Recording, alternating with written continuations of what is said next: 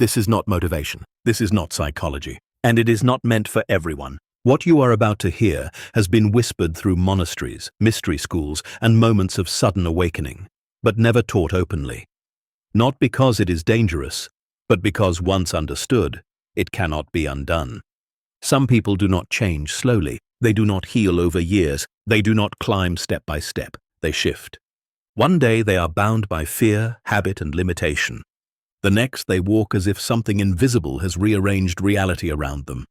Friends call it luck. Psychology calls it a breakthrough. Spiritual teachers call it grace. But those who have experienced it know the truth.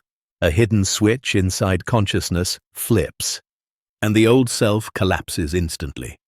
This is why overnight change is rare, not because it is impossible, but because almost no one is shown where the switch actually is. Most people try to change behavior. Some try to change thoughts. A few try to change beliefs. But overnight, change happens at a deeper level. Beneath belief, beneath identity, beneath effort itself. This teaching was never meant to be popular. It was meant to be recognized. If you are listening to this, it is not by accident. You are not here to improve yourself. You are here to remember something you already know. What follows is not advice. It is not self-help. It is an unveiling, and once seen, it cannot be unseen. Chapter 1. The People Who Wake Up Different. There are people who go to sleep burdened by the same fears they have carried for years and wake up the next morning untouched by them. No dramatic event announces the change. No external miracle marks the moment, yet something fundamental has shifted. They move differently. They speak with a quiet certainty. Their eyes seem to rest somewhere deeper than before. Friends notice it immediately. Family feels unsettled by it. Strangers respond as if sensing an invisible authority that was not there yesterday. These are the ones who changed overnight. Not through effort, not through struggle, not through years of incremental improvement. The old self simply stopped operating. To those watching from the outside, it appears mysterious, almost unfair. As if life granted a shortcut to a chosen few while leaving everyone else trapped in slow, grinding progress. But this perception misses the truth entirely. Overnight change is not a reward. It is not earned, and it is not given. It is triggered. There is a common misunderstanding about transformation. People believe change happens when something new is added. New habits, new beliefs, new discipline, new information. But the people who wake up different do not gain something, they lose something. What disappears is not pain or fear or doubt directly. What disappears is identification. The one who believed themselves to be trapped is no longer believed. This distinction is subtle, but it is everything. Consider a man who has struggled with anxiety for decades. He has tried therapy, meditation, affirmation, avoidance, and control. His anxiety defines his story. Then one morning he wakes up, and the anxiety is simply there, but irrelevant. It no longer speaks with authority. It no longer claims ownership of his identity. The sensation may arise, but it does not command belief. From the outside, it looks like healing. From the inside, it feels like clarity. Nothing was fixed. Nothing was solved. Something was seen through. This is why overnight change feels permanent. Not because the person is now stronger, but because the problem lost its narrator. The people who change overnight do not become better versions of themselves. They become less invested in the version they were pretending to be. This is deeply unsettling to those who have built their lives around gradual self-improvement. Because if change can happen instantly, then the years of struggle were never required. And that realization threatens the foundation upon which most identities are built. The truth is uncomfortable. The self that needs time to change is the same self that resists change. Sudden transformation occurs when that self is no longer in charge. There is often a quiet moment before the shift. Not dramatic, not emotional. Sometimes it happens in the middle of an ordinary day. A person may be washing dishes, walking down a street, or lying awake at night. And in that moment, something stops arguing. The internal dialogue that has been negotiating reality for years simply falls silent, not replaced, not defeated, just absent. And in that absence, reality reorganizes itself. This is why those who change overnight often struggle to explain what happened. Language depends on the very identity that dissolved. How do you describe the end of something that no longer feels real? They might say, "I just realized," or "something clicked," or "I don't know, I'm just not the same anymore." But none of those phrases capture the truth. What actually happened is that consciousness withdrew its loyalty from a story it had been telling itself. And once that loyalty is withdrawn, the story collapses instantly. This is why no amount of forcing change works. You cannot escape a prison you believe is your home. The bars are not physical. They are agreements. And agreements only hold power while they are believed. The people who wake up different did not fight harder. They stopped consenting. There is another detail most people miss. Overnight change rarely feels euphoric. It is not always joy or excitement.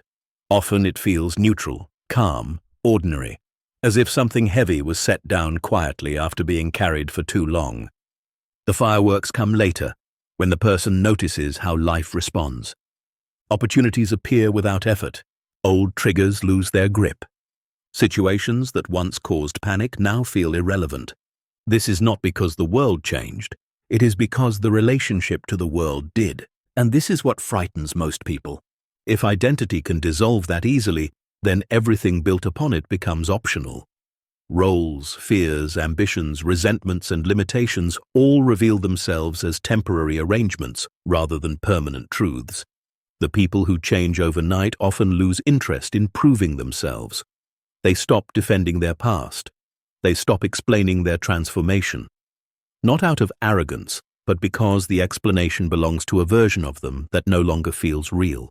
This is why they seem unreachable after the shift. Not distant, but no longer anchored to the same emotional contracts. They have not ascended, they have simplified. And this simplification is the doorway. Overnight change is not rare because it is difficult. It is rare because it requires the surrender of something most people are unwilling to question. The assumption that they are who they think they are. Those who change overnight do not become extraordinary. They stop pretending to be limited. And once that pretense ends, the rest happens on its own. Chapter 2.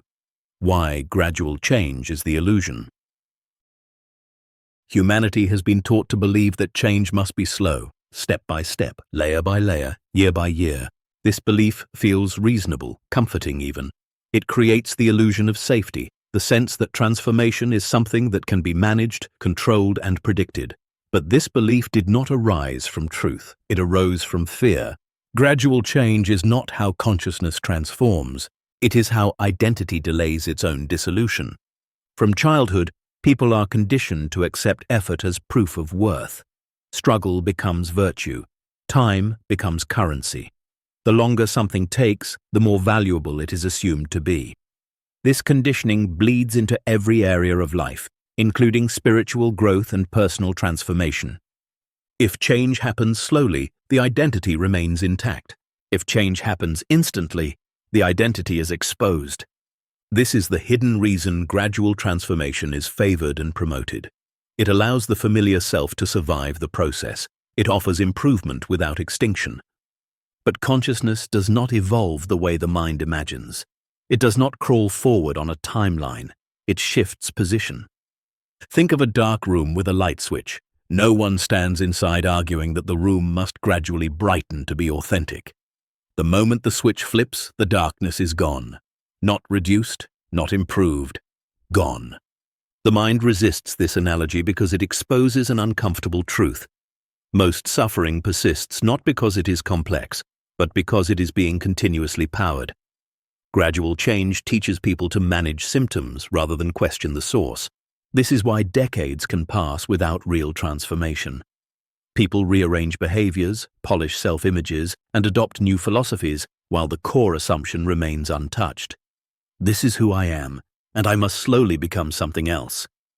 That assumption is the illusion. True change does not involve becoming. It involves ceasing to pretend. The idea of gradual progress appeals to the ego because it keeps the future relevant. It promises relief later. It postpones freedom in exchange for hope. And hope, while comforting, is often the most elegant form of delay. The self that hopes for future freedom is the same self that ensures it never fully arrives. Sudden change threatens this arrangement. It reveals that the timeline was never necessary, that the waiting was optional, that the prison door was never locked. This is why many people react defensively when confronted with stories of instant transformation. They dismiss them as unrealistic, unstable, or dangerous, not because they are false, but because they destabilize the logic that has justified years of effort and endurance. If change can happen now, then why hasn't it? The question itself exposes the real barrier. Gradual change gives people something to do. Instant change demands something to see. Seeing is far more dangerous than doing. Doing keeps the sense of control intact. Seeing removes the one who thought they were in control. This is why most systems of self-improvement emphasize consistency, discipline, and perseverance while quietly avoiding the deeper inquiry. Who is the one that needs improvement? As long as that question remains unasked, progress feels meaningful, the identity is busy, the struggle feels justified. But when that question is asked sincerely, the entire structure begins to wobble. The illusion of gradual change also depends on a misunderstanding of time. People assume that because experiences unfold in time, transformation must as well. But consciousness is not bound by sequence. Only narratives are. A belief can dissolve in an instant. A fear can lose authority in a single moment of clarity. An identity can collapse the second it is seen as optional. The mind calls these moments breakdowns or crises. Consciousness knows them as openings. This is why sudden change often follows exhaustion. When effort finally fails, the mind loosens its grip. The strategies collapse. The future stops being negotiated. And in that collapse, something becomes visible that was always present. Gradual change rarely reaches this threshold. It keeps the system functional enough to avoid surrender. This is not a condemnation of effort, it is an exposure of its limitation. Effort can refine behavior. It cannot dissolve identity. The illusion persists because people confuse stability with truth. Just because a pattern has existed for a long time does not mean it is real. It only means it has been repeatedly reinforced. The people who change overnight are not exceptional. They simply stop reinforcing.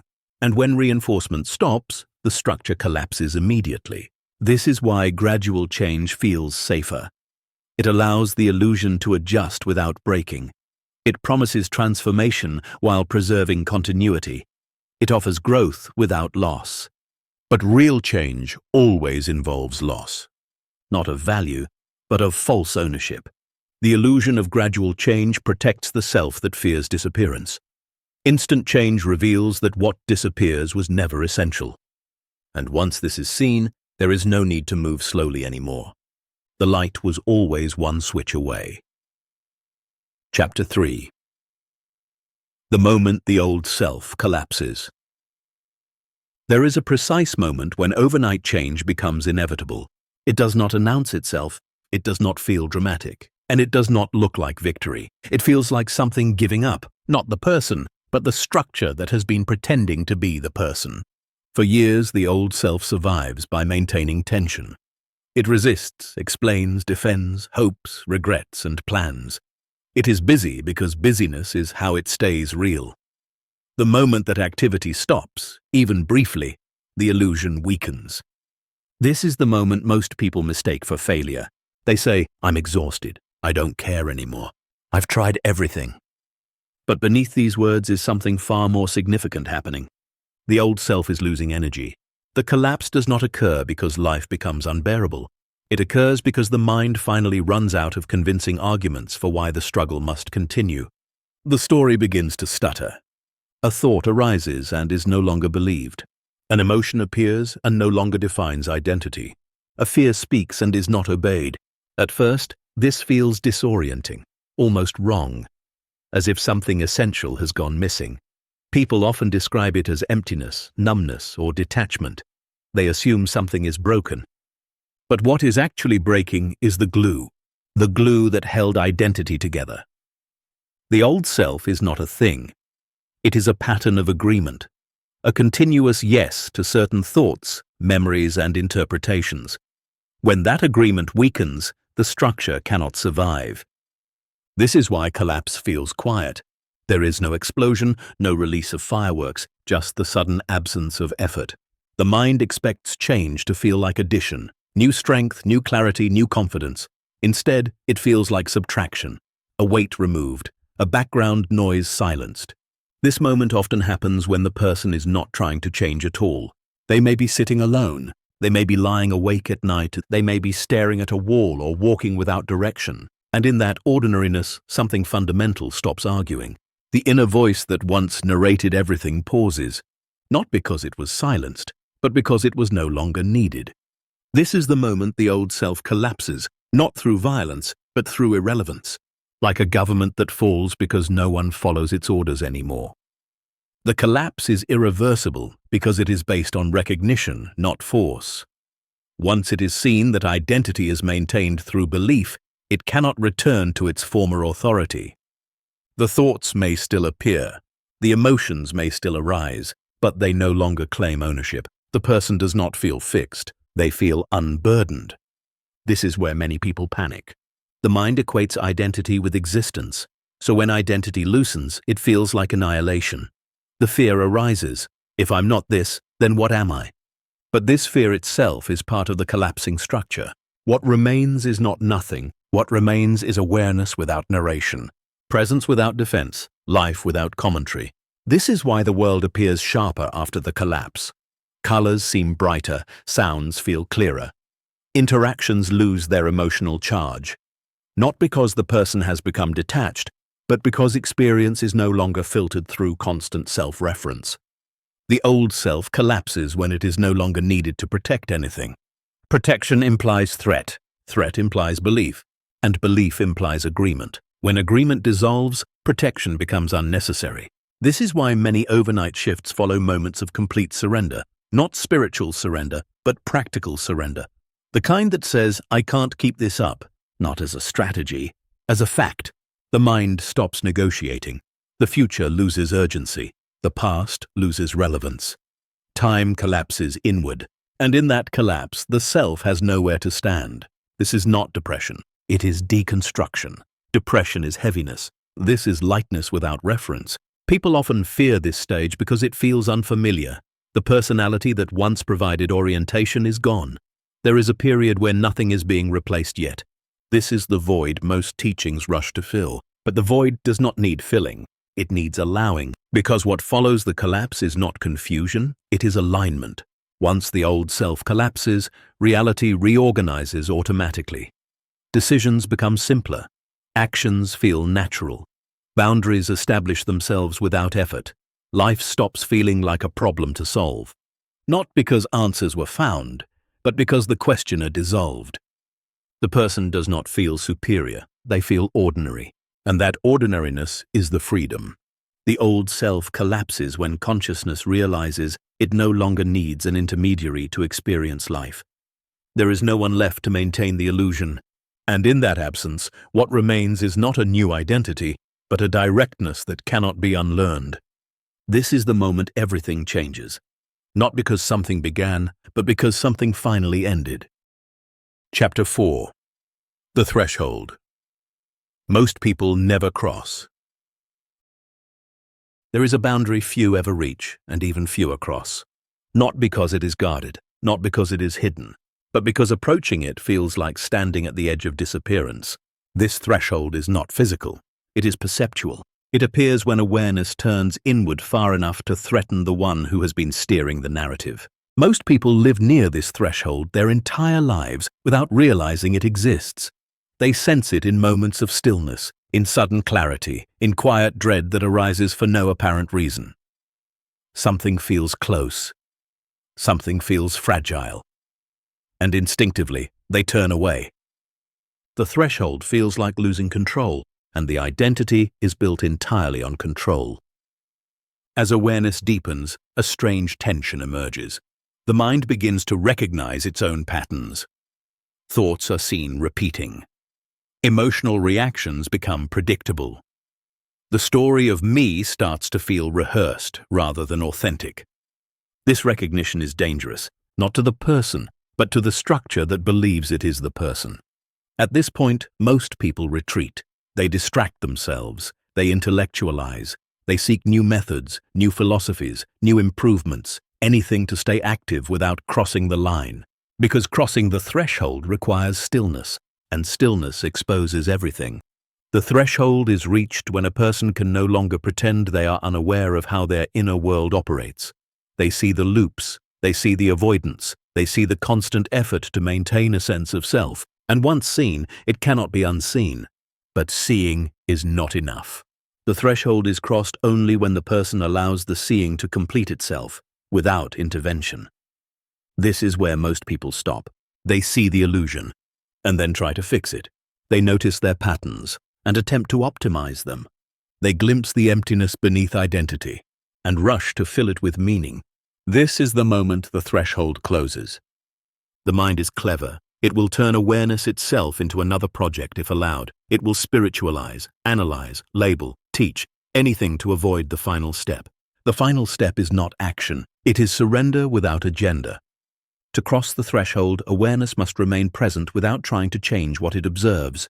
No improvement, no resolution, no escape, just staying.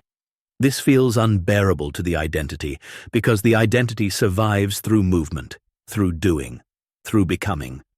When all movement stops, it begins to dissolve. This is why the threshold feels like death, not physical death, psychological death. The death of the one who has been managing, correcting, and narrating life. Crossing the threshold means allowing the question, "Who am I?" to remain unanswered.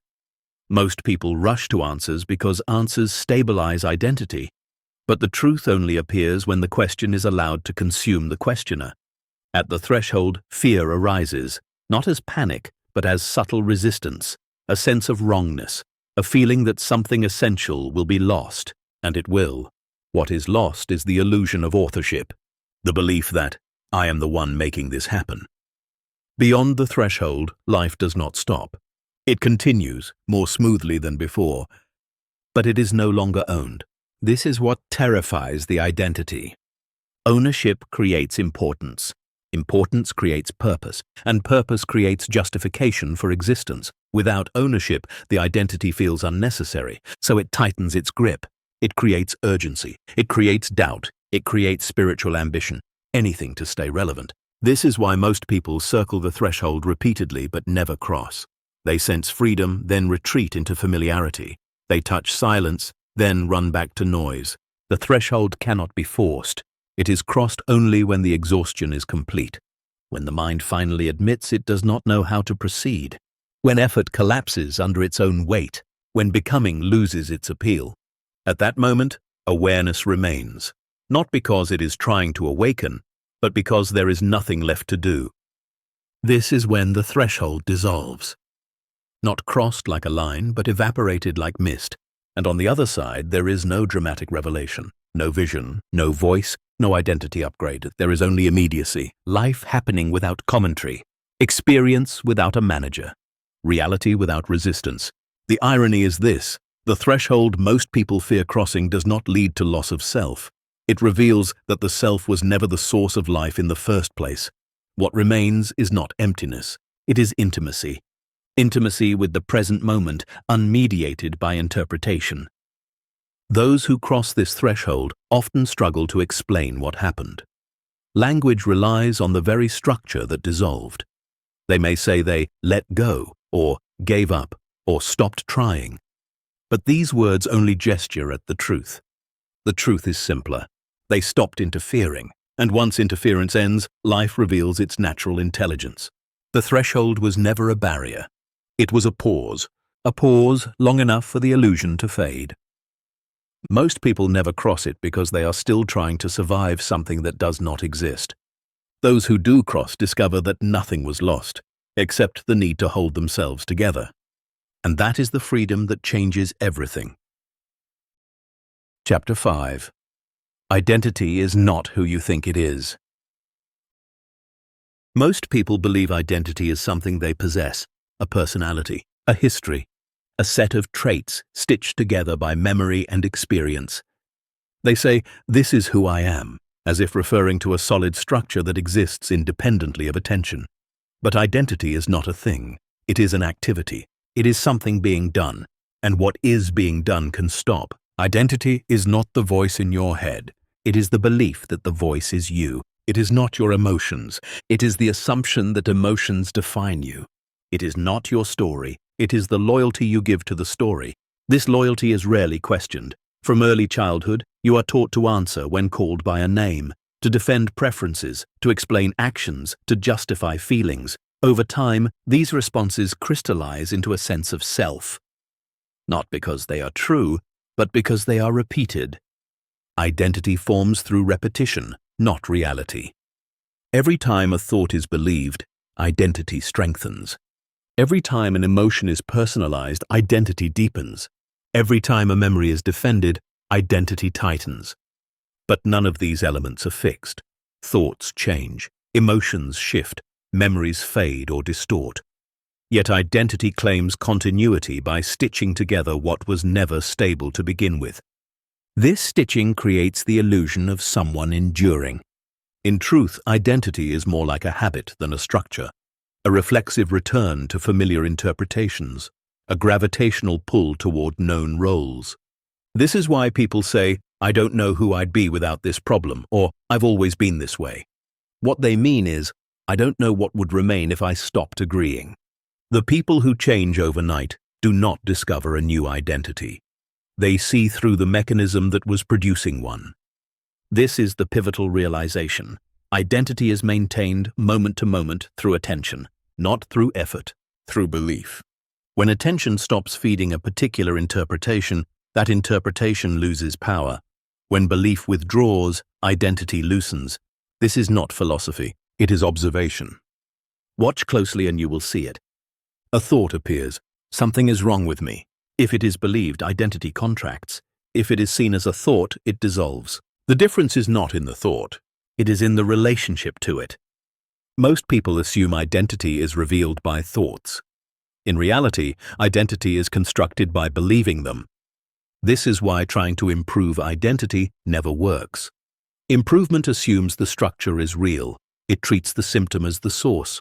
But the source is agreement. Identity survives by convincing you it is necessary. It claims it must exist to protect you, to motivate you, to function in the world. This claim goes unquestioned for most of a lifetime. But look closely. Before a thought arises, are you absent? Before an emotion appears, are you gone? Life is already happening without identity's permission. Breathing continues, seeing continues, hearing continues.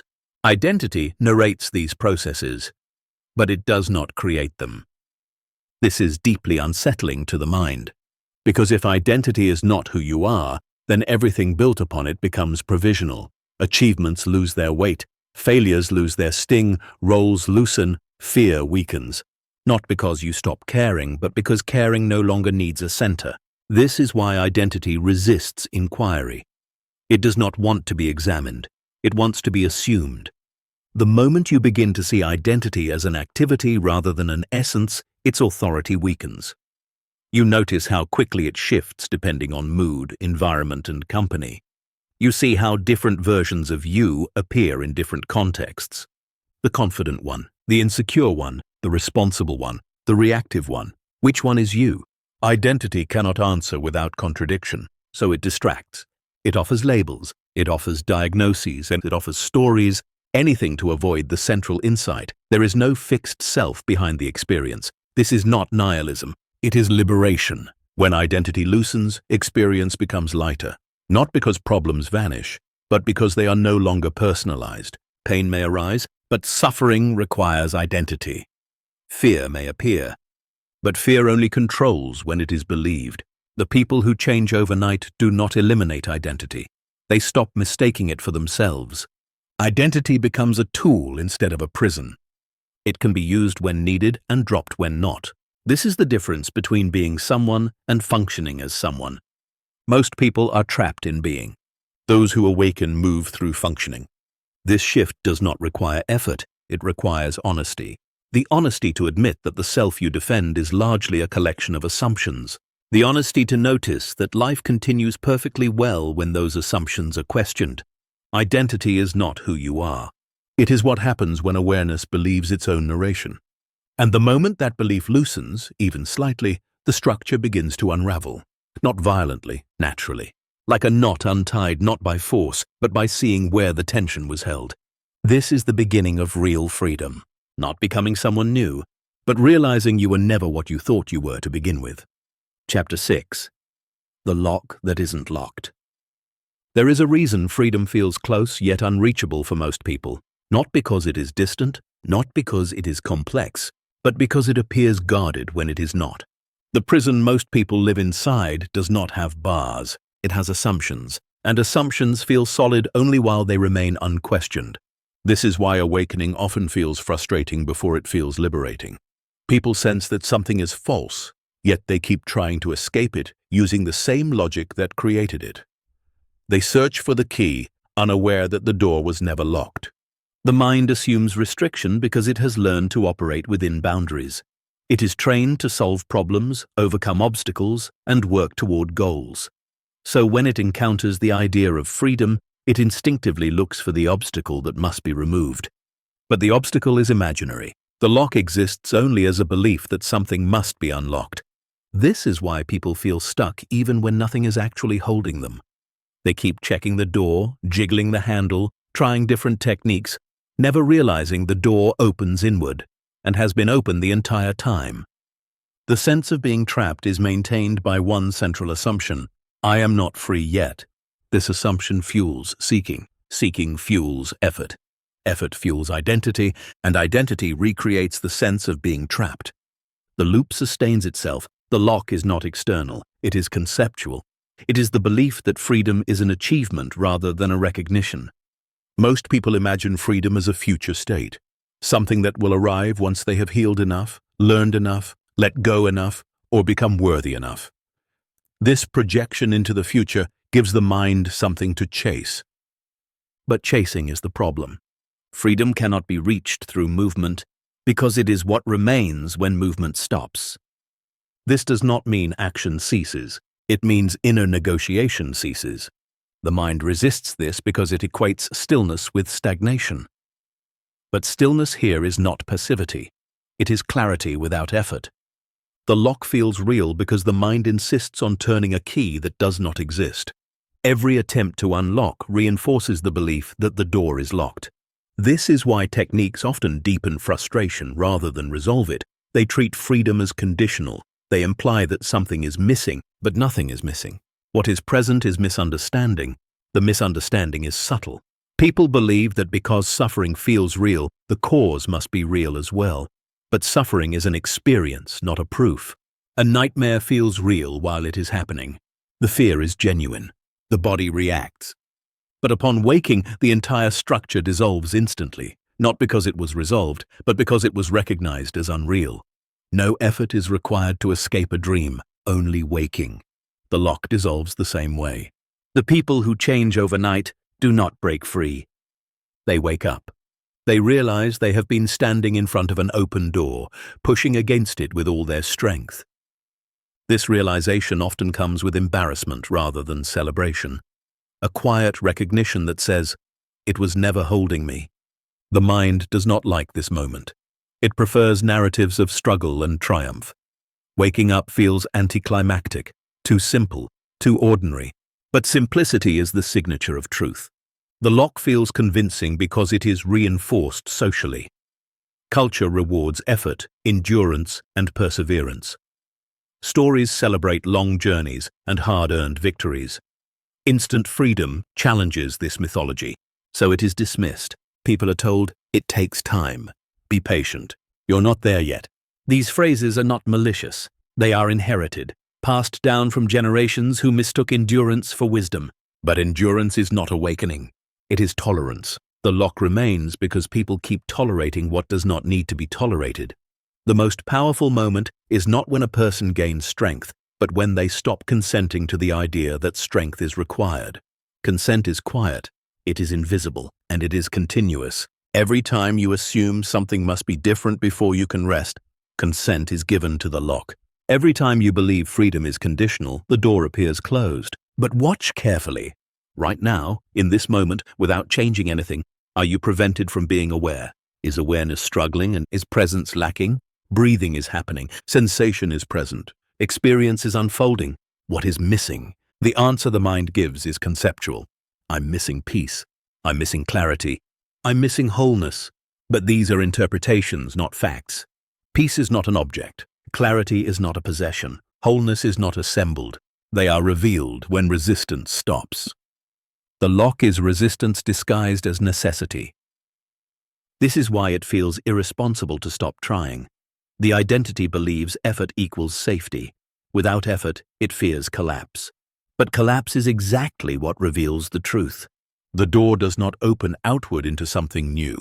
It opens inward into what has always been here. This is why forcing does not work. Force assumes opposition, but there is no opposition. The lock that isn't locked is maintained by a single question that goes unasked. What if nothing is actually wrong right now? This question terrifies the mind because it undermines its purpose. If nothing is wrong, the problem solver becomes obsolete. So the mind quickly answers, plenty is wrong. It points to emotions, it points to circumstances, it points to thoughts. But look again. Are these things happening to you or within awareness? Awareness itself is not troubled. It is hosting trouble. This distinction is the crack in the illusion. Once seen, the lock weakens. The door does not swing open dramatically. It simply stops being noticed. Life continues, but without the constant sense of obstruction. This is why freedom often feels like relief rather than excitement. A soft exhale, a quiet settling. Nothing new was added. Nothing old was fixed. The struggle was never required. The lock dissolves the moment you stop trying to unlock it. And when that happens, you realize something humbling and liberating at the same time. You were never imprisoned. You were just convinced you needed permission to leave. And the moment that belief falls away, there is nothing left to escape from. Only life, unfolding, unrestricted, immediate, and already free. Chapter 7. Emotional Gravity and the Weight of the Past. There is a force more persuasive than logic, stronger than habit, and quieter than thought. It is emotional gravity. Most people believe they are held back by circumstances, by other people, or by lack of opportunity. But what actually anchors them to the past is not memory itself. It is the emotional charge that memory still carries. The past does not repeat because it wants to. It repeats because it is still being felt. Emotion is the glue that binds time together. Without emotional charge, a memory is just an image, a story, a neutral record. But when emotion remains unresolved, the memory stays alive, pulsing beneath awareness, quietly shaping perception. This is why people say, "I thought I was over that," yet react as if it just happened. The body remembers what the mind claims to have moved on from. Emotional gravity works like this. Whatever emotion remains unfelt continues to pull experience toward itself. Not as punishment, but as completion. The system is not broken. It is unfinished. Fear pulls fear. Shame attracts situations that echo shame. Abandonment seeks confirmation. Not because the universe is cruel, but because consciousness seeks coherence. This is the part most people misunderstand. They believe emotions are reactions to life. In truth, emotions are signals of alignment or misalignment between experience and belief. When an emotion is resisted, suppressed, or explained away, it does not disappear. It sinks. And what sinks gains weight. This weight becomes identity. I am anxious. I am broken. I am damaged. These statements are not observations. They are emotional conclusions. Over time, the emotional charge becomes familiar. Familiarity becomes comfort, and comfort, even when painful, becomes home. This is why people unconsciously protect their pain. It gives them orientation. It tells them who they are. It explains their limitations. It provides continuity. Letting go of emotional gravity feels like letting go of self. This is why overnight change rarely happens through emotional processing alone. Processing implies time, effort, and management. It treats emotion as something to be handled rather than something to be allowed. But emotional gravity dissolves not through analysis but through presence. The moment an emotion is fully felt without resistance, it loses its grip. not gradually, immediately. This is not catharsis. It is completion. Most people never allow this moment. They feel the edge of an emotion and retreat. They distract, they rationalize, they spiritualize, anything to avoid direct contact. But direct contact is the release. Emotion only persists while it is avoided. This is why the past feels heavy. Not because it is long, but because it is unfinished. The people who change overnight do not clear every emotion. They stop orbiting them. They stop identifying with what is being felt. This is a critical distinction. Feeling an emotion is not the same as being the one who feels broken by it. The body can experience fear without the identity of a fearful person. Sadness can arise without the story of a damaged life. When identity disengages, emotion is free to complete its cycle.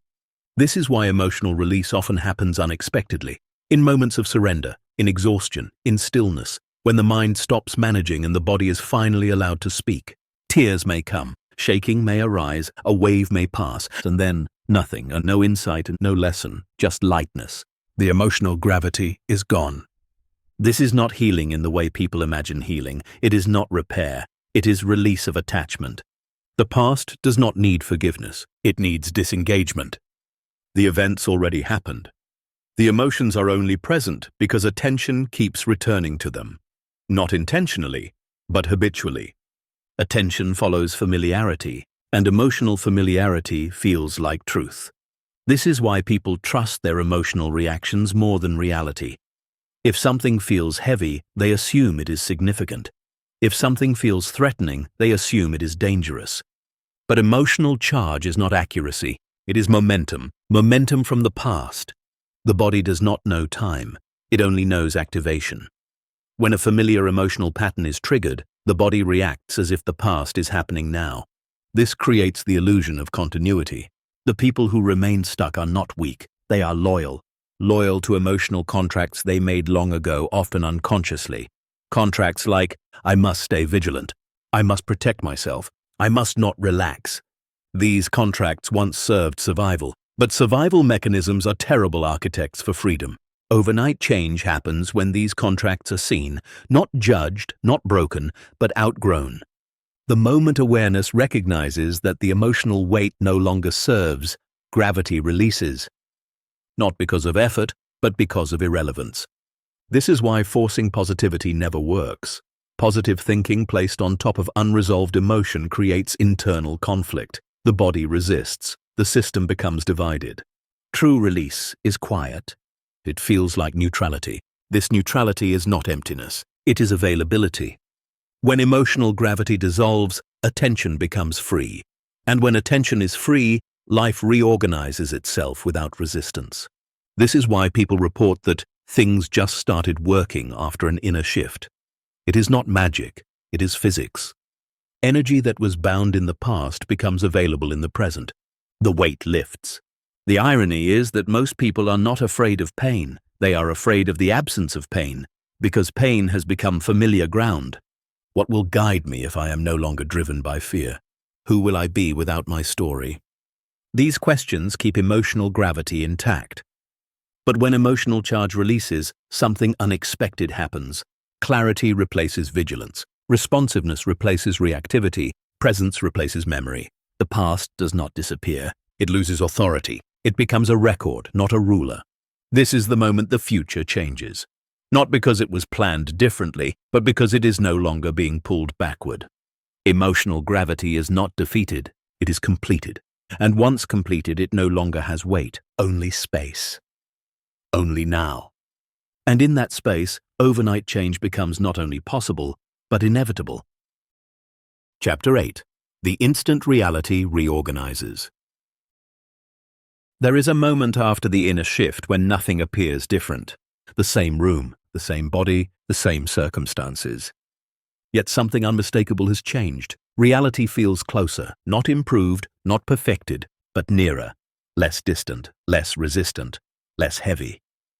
This is the moment when the world begins to reorganize itself, not because it was commanded to, but because the pressure that distorted it has been removed.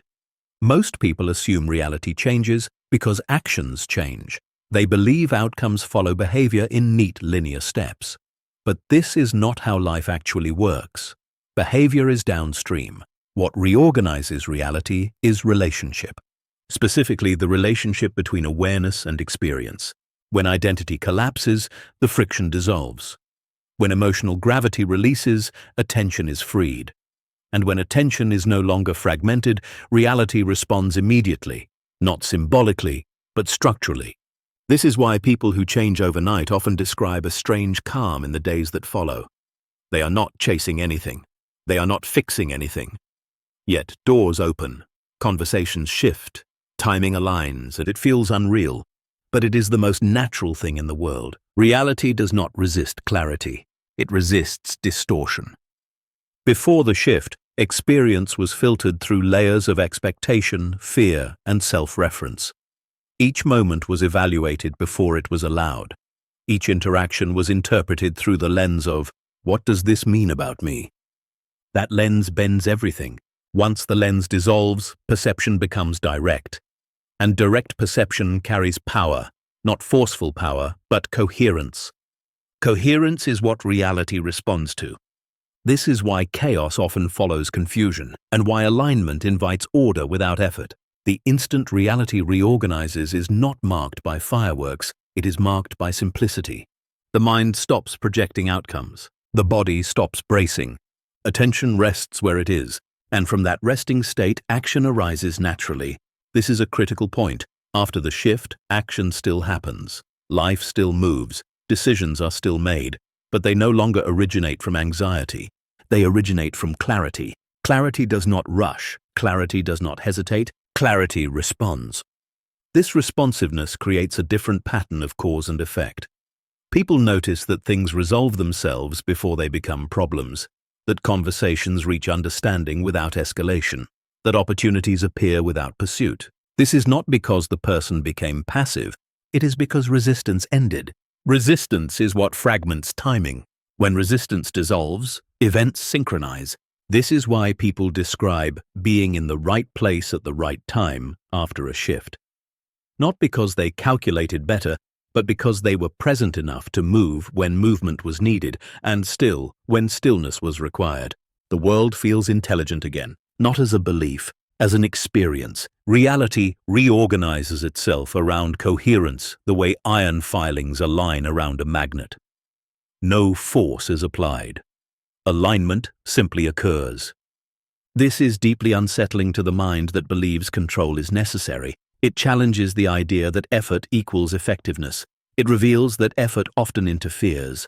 Before the shift, effort was used to compensate for misalignment.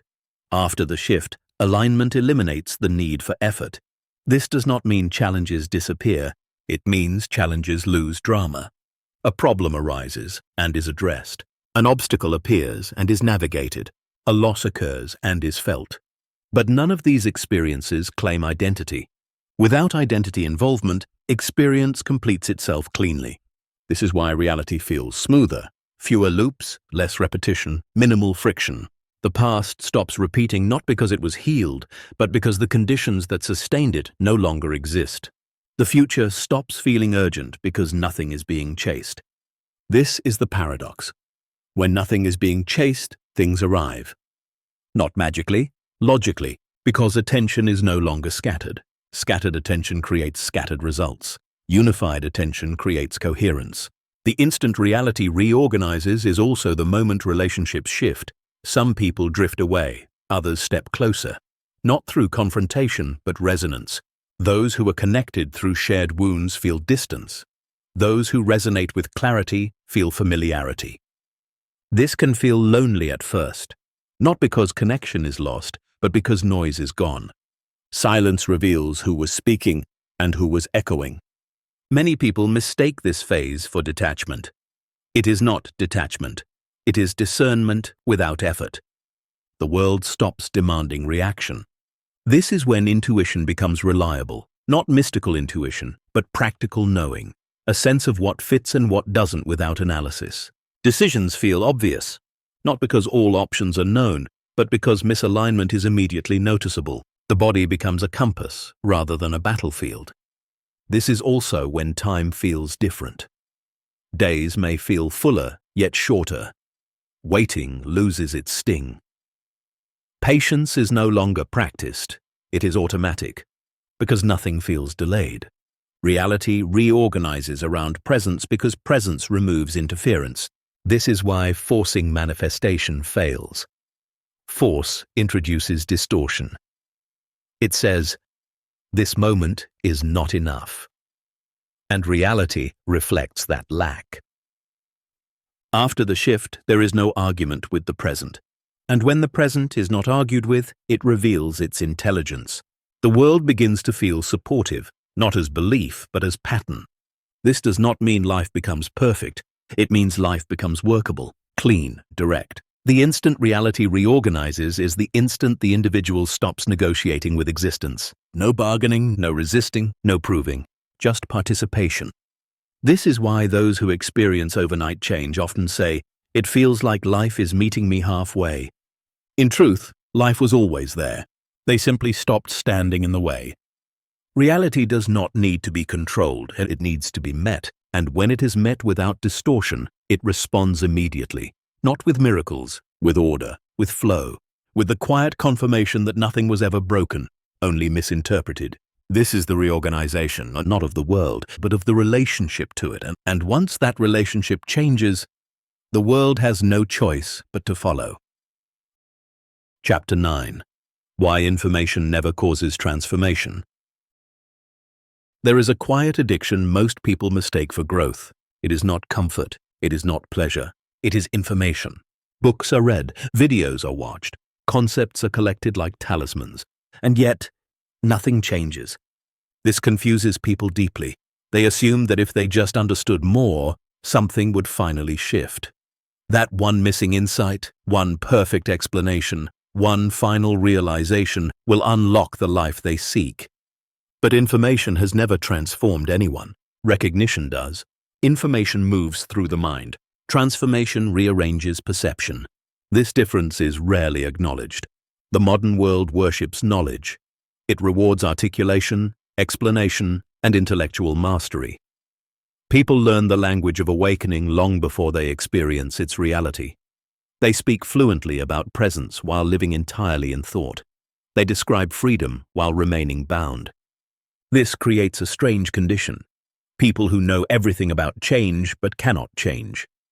The problem is not lack of intelligence. It is misplaced attention. Information reinforces the identity of the one who knows. And the one who knows is still an identity. Knowledge feels like progress because it gives a sense of movement. The mind feels productive. It feels safe. It feels closer to something. But information rarely threatens identity. In fact, it strengthens it. I understand this now. I've learned so much. I know what's going on. These statements feel empowering, but they quietly maintain separation. There is still a knower and something known, still distance, still time. Transformation does not come from accumulation. It comes from collapse. This is why people can study truth for decades without touching it. They mistake familiarity with proximity, but knowing about fire does not warm you. You must step close enough to feel it, and stepping close feels dangerous. Information is comfortable because it keeps experience abstract. It allows engagement without risk. But real transformation requires intimacy. It demands contact with what is being avoided. This is why sudden change often happens to people who were not seeking it. They were not busy collecting frameworks. They were not managing their progress. They were present enough for reality to interrupt. Information prepares the mind, but it cannot open the door. The door opens when the mind steps aside. This is the paradox most teachers avoid. Teaching can only point. It cannot deliver. And too much pointing becomes distraction. People confuse clarity with description. They assume that because something makes sense, it has been integrated. But integration is not intellectual. It is perceptual. A belief can be dismantled in a sentence. But identity dissolves only when the belief is no longer referenced. This is why people experience moments of clarity that quickly fade. The insight was real, but it was interpreted rather than embodied. It became another idea rather than a shift in relationship. Information operates in time. Transformation collapses time. The mind wants sequence, First I learn, then I apply, then I become. But becoming is the illusion. There is no finish line where the self upgrades into freedom. Freedom appears when the self stops narrating. This cannot be taught as content. It can only be discovered through direct seeing. The people who change overnight often report that they did not learn something new. They realized something obvious, something that had always been there, hidden by overthinking. This realization is often described as disappointing at first.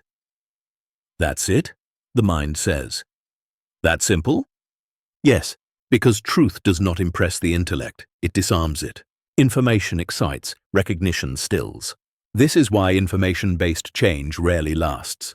The mind remains in control. It decides when to apply, when to ignore, when to try again. The same structure that created suffering is left intact. Transformation requires that structure to be seen through, not improved. This is deeply threatening to the information-seeking mind, because if information cannot save it, then what can? The answer is uncomfortable. Nothing. The mind does not get to carry itself into freedom.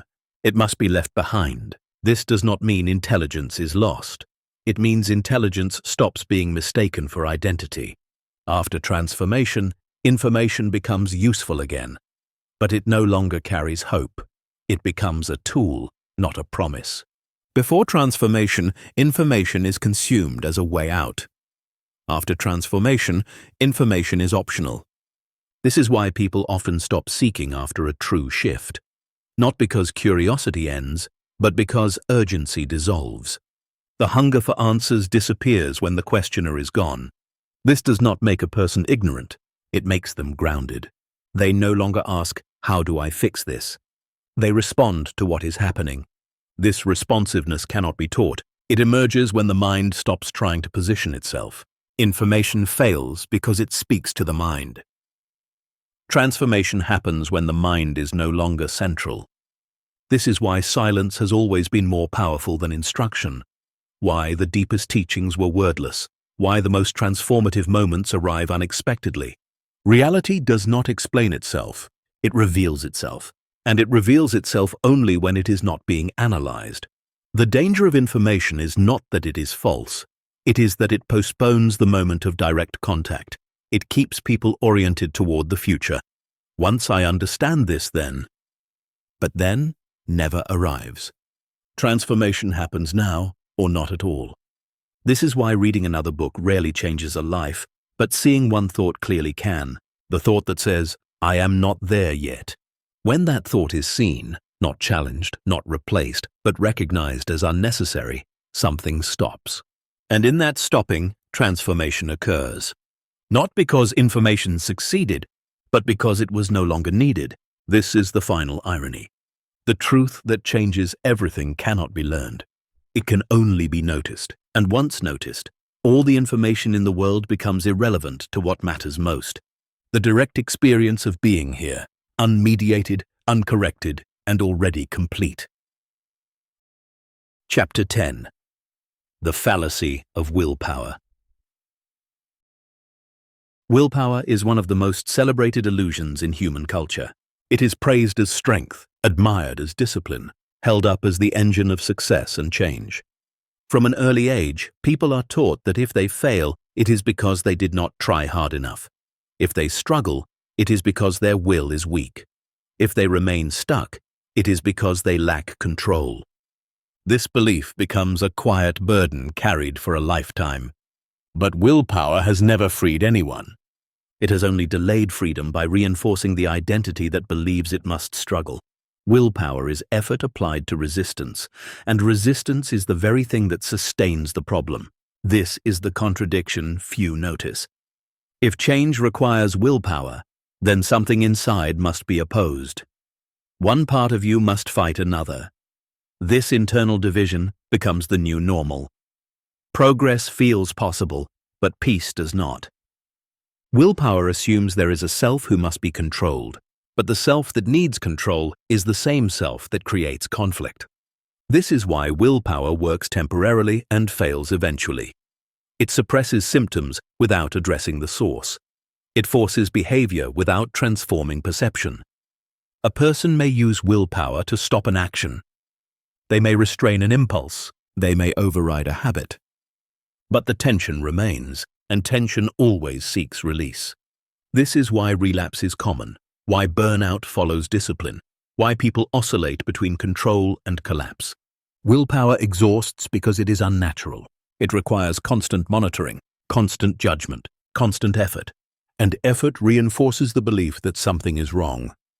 The people who change overnight do not develop stronger willpower. They abandon the framework that made willpower necessary. They stop trying to control themselves. This sounds dangerous to the mind. If I don't control myself, everything will fall apart.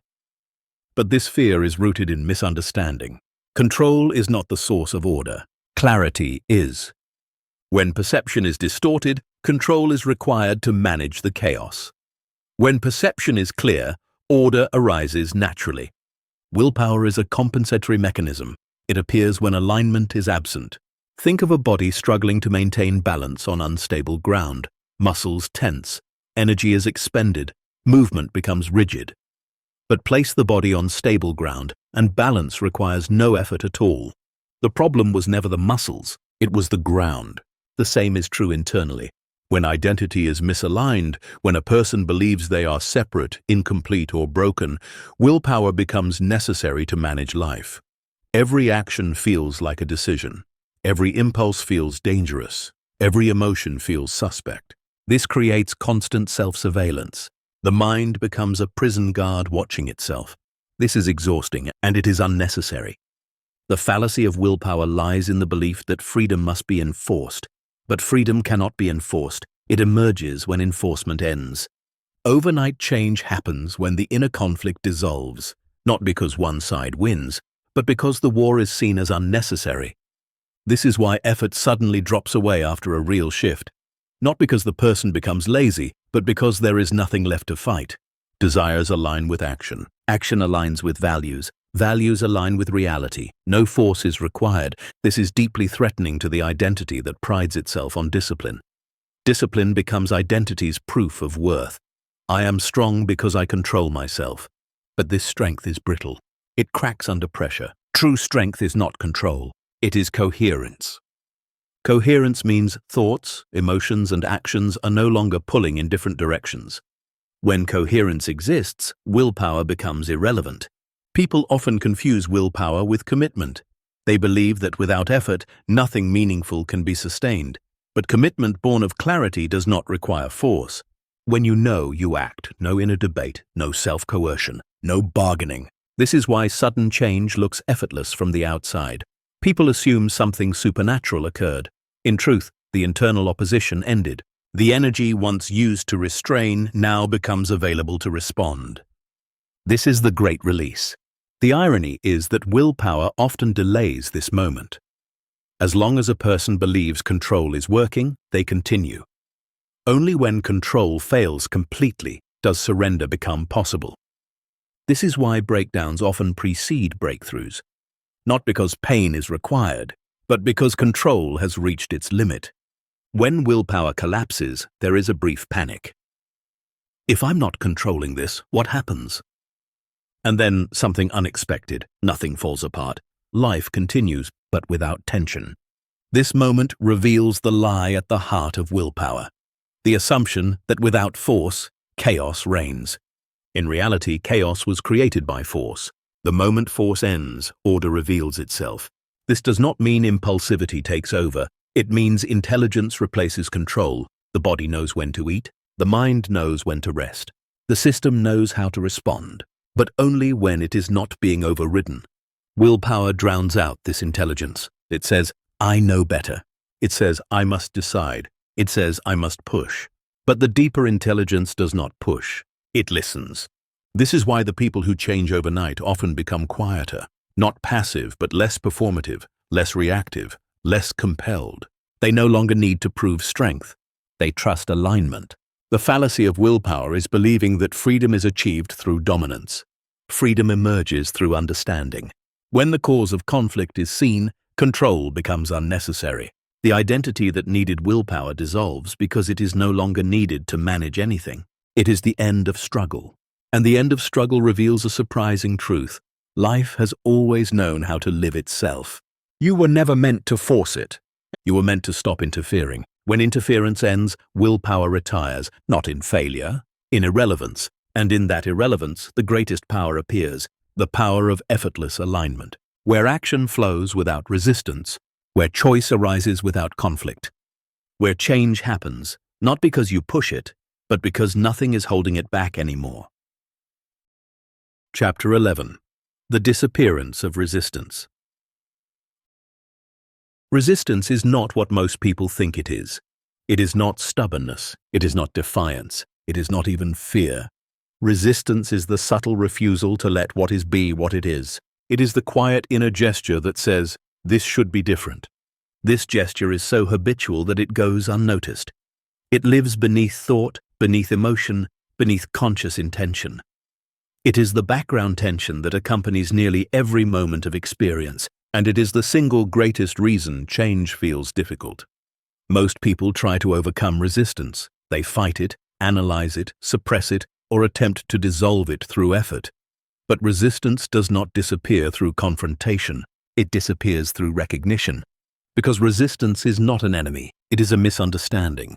Resistance arises the moment identity believes it must manage reality.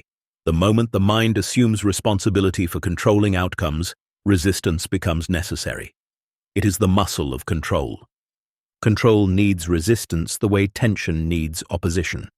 This is why resistance feels purposeful. It feels protective. It feels responsible. Without it, the identity fears collapse. If I don't resist this feeling, it will consume me. If I don't resist this situation, I'll lose control. If I don't resist myself, I'll fall apart. These fears feel convincing, but they are never tested, because resistance prevents the test. The people who change overnight do not defeat resistance. They allow it to be seen. And once seen, resistance cannot survive. This is the paradox. Resistance exists only while it is unconscious. The moment awareness notices resistance as an activity rather than a necessity, it loosens. Not gradually, instantly. This is because resistance has no independent power.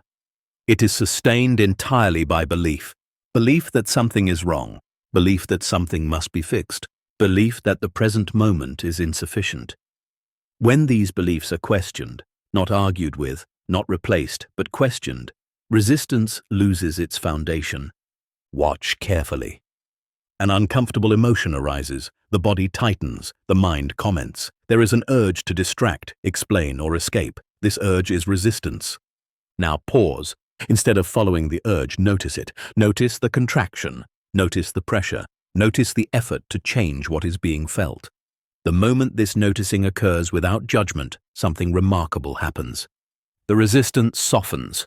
Not because the emotion disappeared, but because the fight ended. Resistance is the fight. And when the fight ends, what remains is sensation without struggle. This is the moment most people misunderstand. They assume that allowing means giving up, tolerating, or resigning. But allowing is not passive. It is intimate. It means letting experience complete itself without interference. Resistance interrupts experience. It freezes it in place. It keeps emotions cycling without resolution. This is why pain persists. Pain itself is not the problem. The refusal to feel it is. When resistance drops, pain is allowed to move. And when pain moves, it changes, not into pleasure, into neutrality. Neutrality is the absence of struggle, not the absence of sensation. This is why the disappearance of resistance feels like relief rather than joy. The body exhales, the mind quiets.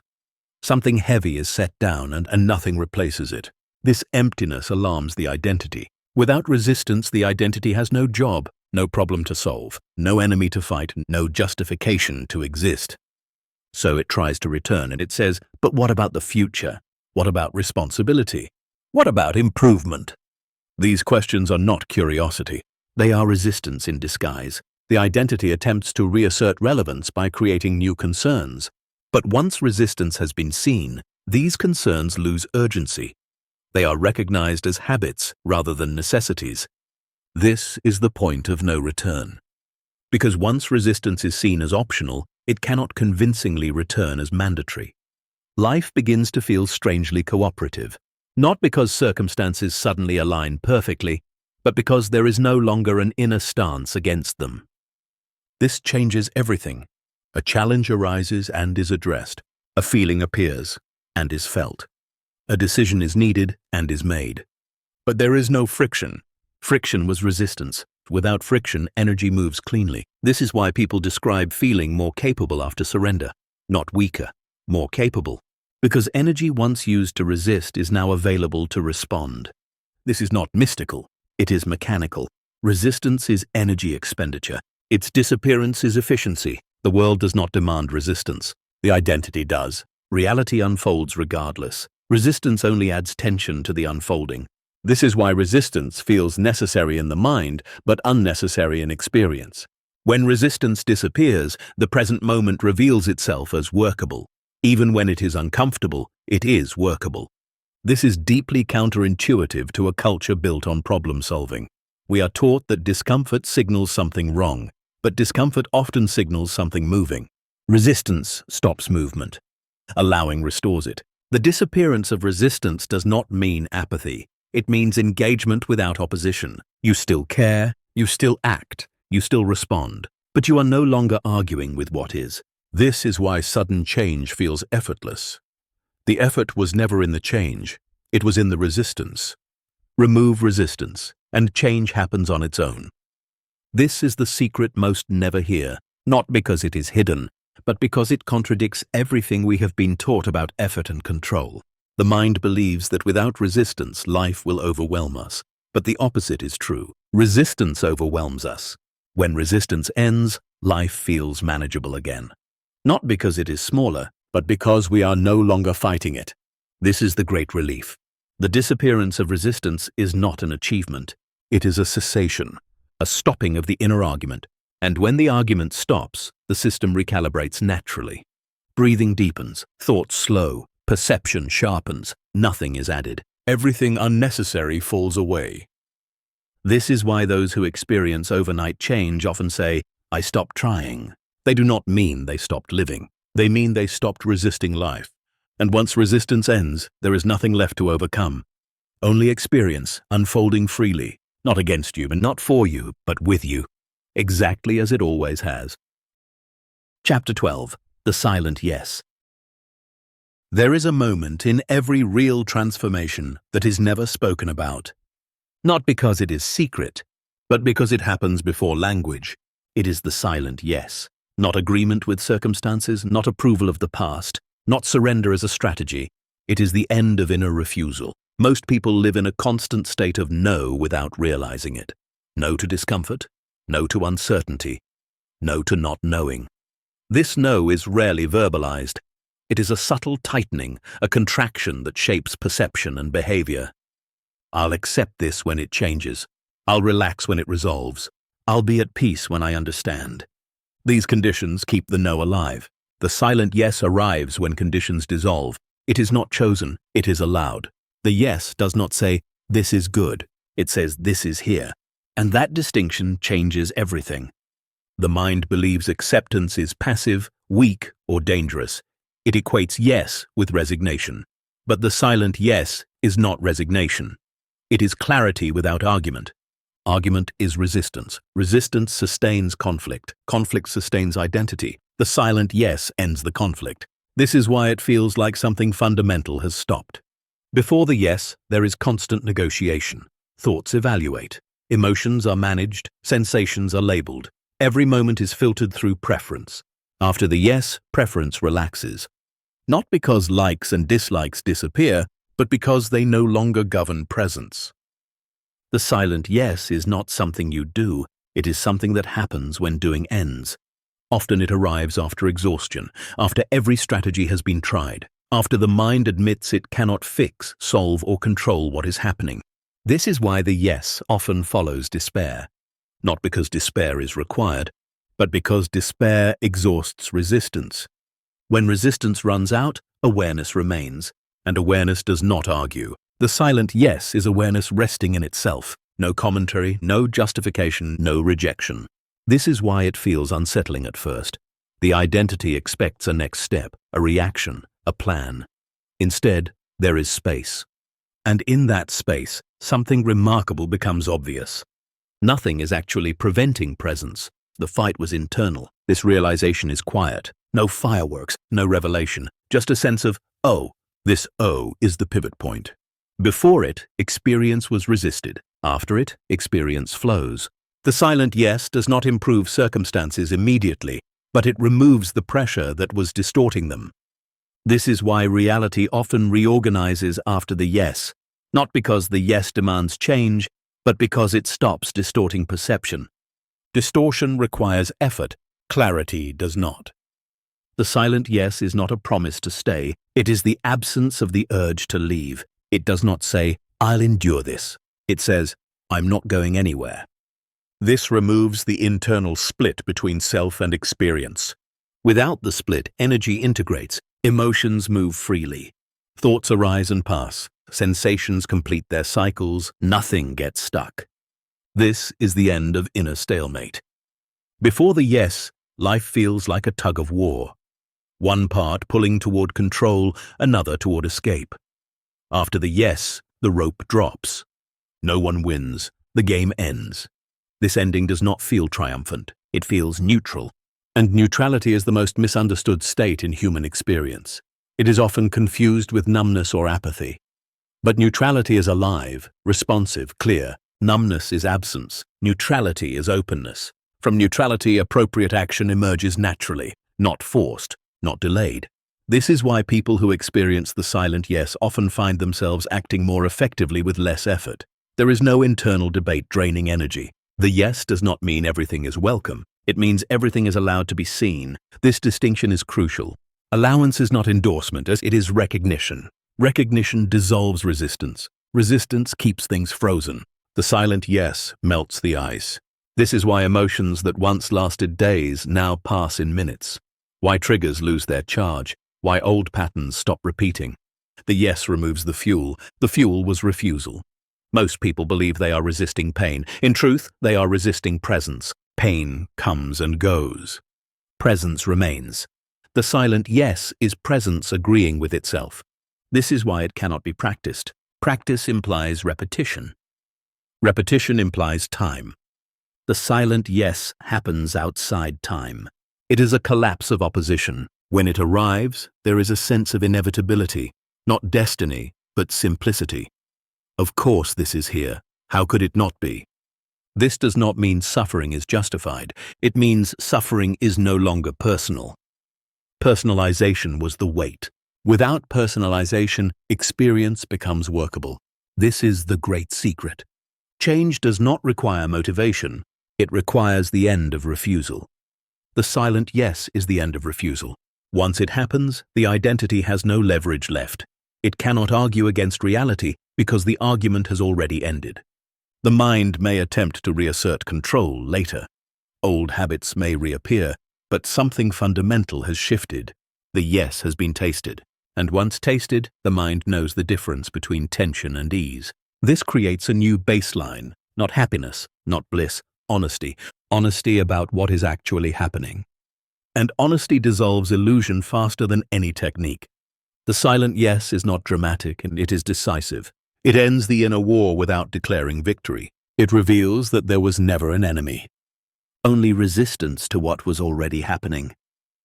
And when that resistance ends, life does not become perfect. It becomes real, direct, unmediated, unopposed. This is why those who experience overnight change often struggle to explain it.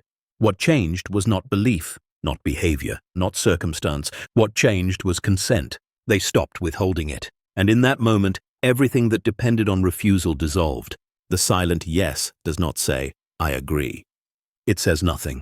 And in that silence, life finally has room to move, not against you, not for you, but through you, exactly as it always has. Chapter 13. The moment consciousness stops negotiating. For most of their lives, people are negotiating with reality. Not out loud, not deliberately, but constantly. Every experience is weighed, every feeling is evaluated, every moment is silently bargained with. If this changes, I'll relax. If I understand this, I'll accept it. If this works out, I'll trust life. This negotiation feels responsible, mature, reasonable, but it is the final veil before transformation. Overnight change happens when negotiation ends, not because the person decides to stop, but because consciousness recognizes the futility of continuing. Negotiation assumes separation. It assumes there is a me here and a life there, and the two must reach an agreement before peace is allowed. This assumption is so ingrained it feels invisible. But watch closely. Who is negotiating with what? Life is already happening. Experience is already unfolding, and the body is already responding. The negotiation exists only as a mental overlay. Consciousness negotiating with itself. This is the moment most people never reach. Not because it is advanced, but because it feels like failure. The mind believes that if negotiation ends, control is lost. If control is lost, chaos follows, but the opposite is true. Negotiation is chaos disguised as management. It fragments attention. It divides perception. It creates constant tension. The moment consciousness stops negotiating is the moment it realizes there is nothing to negotiate with. There is no opposing force, no external authority, no cosmic judge waiting to be convinced. There is only experience. Negotiation collapses when the mind sees it has been arguing with an echo. This realization is often preceded by exhaustion. The person has tried every angle, every method, every explanation. Nothing resolves the underlying tension because the tension is created by the need to resolve. This is the moment when effort turns inward and collapses. I can't do this anymore. This statement is misunderstood. It is not despair. It is honesty. Honesty that admits the strategy of negotiation does not work. This honesty ends the strategy. And when the strategy ends, something remarkable happens. The present moment stops being conditional. Peace is no longer postponed. Acceptance is no longer delayed. Presence is no longer negotiated. This does not mean everything suddenly feels pleasant. It means everything feels permitted. Permission is the key. Negotiation withholds permission until conditions are met. Consciousness that stops negotiating grants permission immediately, not as approval, but as acknowledgement. This is what is happening. Nothing more, nothing less. This simple acknowledgement dissolves the internal split. Before this moment, there was always a stance, for or against, approving or resisting, hoping or fearing. After the moment, stance disappears. Stancelessness feels unfamiliar. Without stance, the mind does not know how to position itself. There is no leverage, no angle, no strategy. This is why the moment consciousness stops negotiating often feels like free fall. But there is no fall, only the absence of tension. Negotiation required constant effort to maintain. When it stops, energy redistributes, the body relaxes, the breath deepens, thought slows. Not because of intention, because of relief. The relief of no longer having to manage reality. This is the instant identity loses its primary function. Identity negotiates. Presence does not. Identity survives by promising future resolution. Presence reveals current completeness. The mind fears this because it equates completeness with stagnation. It believes that if everything is accepted, nothing will change. But acceptance is not fixation. Resistance is fixation. Resistance freezes experience by opposing it. Acceptance allows movement. This is why change accelerates after negotiation ends. Life no longer has to push against resistance. It flows. Decisions become obvious. Boundaries assert themselves naturally. Action arises without hesitation. Not because the person became decisive, but because internal opposition ended. The negotiation voice may return later. Old habits do not disappear instantly, but something irreversible has happened. Consciousness has seen through the bargain. It knows now that peace cannot be earned. This knowing changes the relationship to effort forever. Effort becomes optional. Struggle becomes unnecessary. Waiting becomes irrelevant. This is why those who change overnight often say, "I just stopped trying." What they mean is they stopped negotiating. They stopped asking life to meet conditions. They stopped asking themselves to become different before allowing presence. This stopping is not passive, it is precise. It is the end of a specific activity. Negotiation was never neutral, it was resistance disguised as reason. Once this is seen, the activity cannot convincingly resume. This is the point where consciousness no longer seeks permission from thought. Thought may comment, emotion may arise, memory may surface. But none of these have veto power.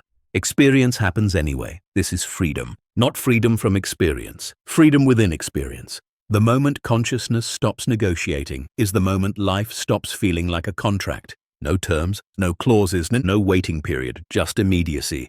This immediacy does not overwhelm. It grounds. The future no longer pulls attention forward. The past no longer drags it backward.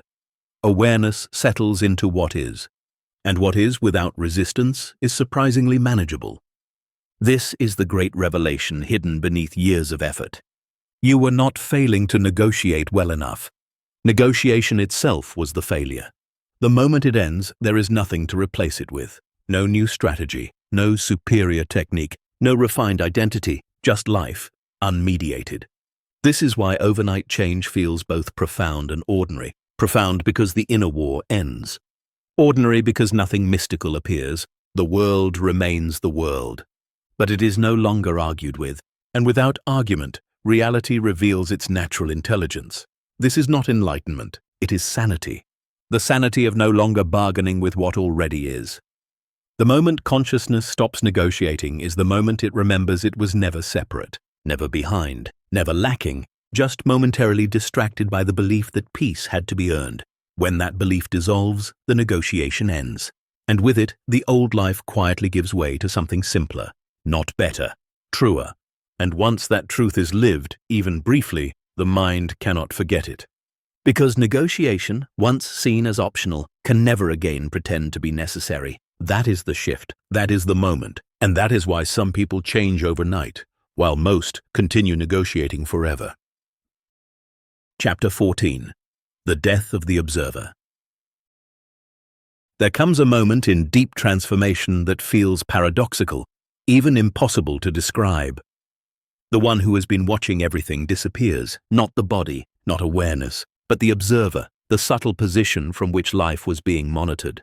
Most people believe awareness is neutral observation, that there is a me here, watching thoughts, feelings, sensations, and events pass by. This belief feels advanced, spiritual even, but it is still a position, and every position creates distance. The observer is not who you are, it is the last refuge of identity. As long as there is an observer, there is still separation. Someone here, something there. Even if the observer is calm, detached, or enlightened, it is still a standpoint. Overnight change reaches its final threshold when even this standpoint dissolves. This is the death of the observer. It does not feel like annihilation. It feels like intimacy without distance. Before this moment, awareness feels like a witness. After it, awareness feels like participation without center. There is no longer me watching life happen. Life is happening. This shift is subtle and easily missed because the mind expects disappearance to feel dramatic. But the death of the observer is quiet. Too quiet. So quiet that it initially feels like nothing happened. But everything has changed. The observer was the final layer of control, the one who watched to stay safe, the one who noticed to maintain distance, the one who stayed slightly apart, just in case. This observer was not evil. It was protective. But protection requires separation. And separation was the last illusion. The observer collapses not through effort but through irrelevance. It is no longer needed when resistance is gone. There is nothing left to monitor, no danger to assess, no self to preserve. This is when experience becomes direct. Thoughts arise without commentary. Sensations occur without interpretation. Actions happen without internal narration. There is no one inside pulling levers. This is not unconsciousness. It is clarity without a center. The mind fears this deeply. It believes that without an observer, chaos will erupt, that impulses will take over, that meaning will vanish. But meaning does not vanish. It becomes immediate. Meaning no longer needs to be interpreted because it is lived. This is why people who experience this shift often report feeling more grounded, not less. More present, more responsive, more alive. The observer was not awareness. It was awareness pretending to be separate. Once that pretense ends, awareness remains, undivided. This is why the death of the observer does not feel like loss. It feels like relief. The constant distance is gone. There is no longer a gap between experience and experiencing. This gap was the source of tension. The observer maintained that gap to feel in control. But control was never real. It was an illusion maintained by distance. When distance collapses, control becomes irrelevant. This is not reckless abandon. It is precise engagement. The body still knows when to move. The mind still functions when needed. Memory still operates. But none of these claim ownership. There is no one behind them directing. This terrifies the mind because it equates direction with identity. But direction is a function of intelligence, not identity. Life has always known how to move. The observer believed it was necessary. It was not. This is why awakening is not about becoming a better observer. It is about recognizing that observation itself was the last structure of separation. The observer watched thoughts, but who watched the observer? That question cannot be answered conceptually. It dissolves the position, and when the position dissolves, what remains is not emptiness. It is immediacy. Before this moment, awareness felt like a spotlight. Now it feels like the entire room. There is no edge, no center, just happening. This is why language fails here. Language depends on perspective. Without perspective, words feel clumsy. People often say, "I disappeared," but nothing disappeared. What disappeared was the illusion of someone standing apart. The death of the observer reveals that there was never a watcher separate from the watched. There was only experience believing it was divided. This is why fear cannot survive this moment. Fear requires distance. Fear needs a future observer who might be harmed. Without an observer, fear has no anchor. This does not mean fear never arises. It means fear no longer owns the system. It appears, it passes, it leaves no trace. The same is true of desire, sadness, excitement, and thought. Everything flows. Nothing sticks. This is not detachment. Detachment implies distance. This is intimacy without grasping. The world feels closer than ever, not because you are attached, but because nothing stands between you and it. This is the final shift that explains overnight change. The observer was the last gatekeeper. As long as someone was watching, there was someone to protect, improve, or defend. When the observer dissolves, there is no longer a project. Life no longer needs to be managed. It expresses itself. This is why people who experience this shift often become simpler, less interested in explanation, less invested in identity, less compelled to convince. There is no one left who needs to be validated. Action arises from clarity, not intention. Silence becomes comfortable, not awkward. Presence becomes natural, not practiced. The death of the observer is not a loss of awareness. It is awareness losing its disguise. And once that disguise falls away, it cannot be worn again. You may still speak of I. You may still use your name. You may still function in the world. But the sense of being a watcher behind life is gone. And with it, the final layer of resistance dissolves. This is the point where transformation is complete, not because something was achieved, but because nothing remains to achieve it. The observer was the last obstacle, not because it was wrong, but because it was unnecessary. When it dies, nothing dramatic happens. Life simply becomes what it always was, without distance. And that is why, from this moment on, there is no going back. Not because you changed, but because the one who needed to change is no longer there. Chapter 15. The Collapse of Time. There is a strange phenomenon reported by nearly everyone who undergoes true overnight change. Time stops behaving the way it used to. Not clocks, not schedules, but psychological time. The sense of moving from a broken past toward a hoped-for future. Before the shift, life feels like a corridor. The past presses from behind, the future pulls from ahead, and the present is little more than a narrow passage in between. Most people live their entire lives inside this corridor, believing it is reality. It is not. It is a mental construction. Time, as it is normally experienced, is not a neutral measurement. It is a psychological framework built from memory and anticipation. The mind uses it to maintain identity. The past defines who I am. The future promises who I will become. As long as this structure remains intact, change must feel slow, because identity needs duration to survive. It needs history to justify itself and future to redeem itself. Overnight change becomes possible only when this structure collapses. This collapse does not destroy chronological time. You still wake, sleep, eat, and age. But the emotional authority of time dissolves. The past loses its grip. The future loses its urgency. What remains is presence without pressure. This is what people mean, often without understanding it, when they say they feel timeless after a shift. They are not floating outside reality. They are no longer imprisoned by narrative time. Narrative time is the story of me. It says, because this happened, this must happen. Because I was this, I must be that. Because I failed before, I will fail again. This logic feels unbreakable. Until it breaks, the collapse of time happens when identity loosens. When the self that needed continuity dissolves, time loses its function. Why maintain a storyline if there is no central character? This is why sudden change feels permanent. Not because the person made a promise to stay different, but because there is no longer a reference point that could pull them back. The past cannot repeat without belief. Memory still exists, but it is no longer personal.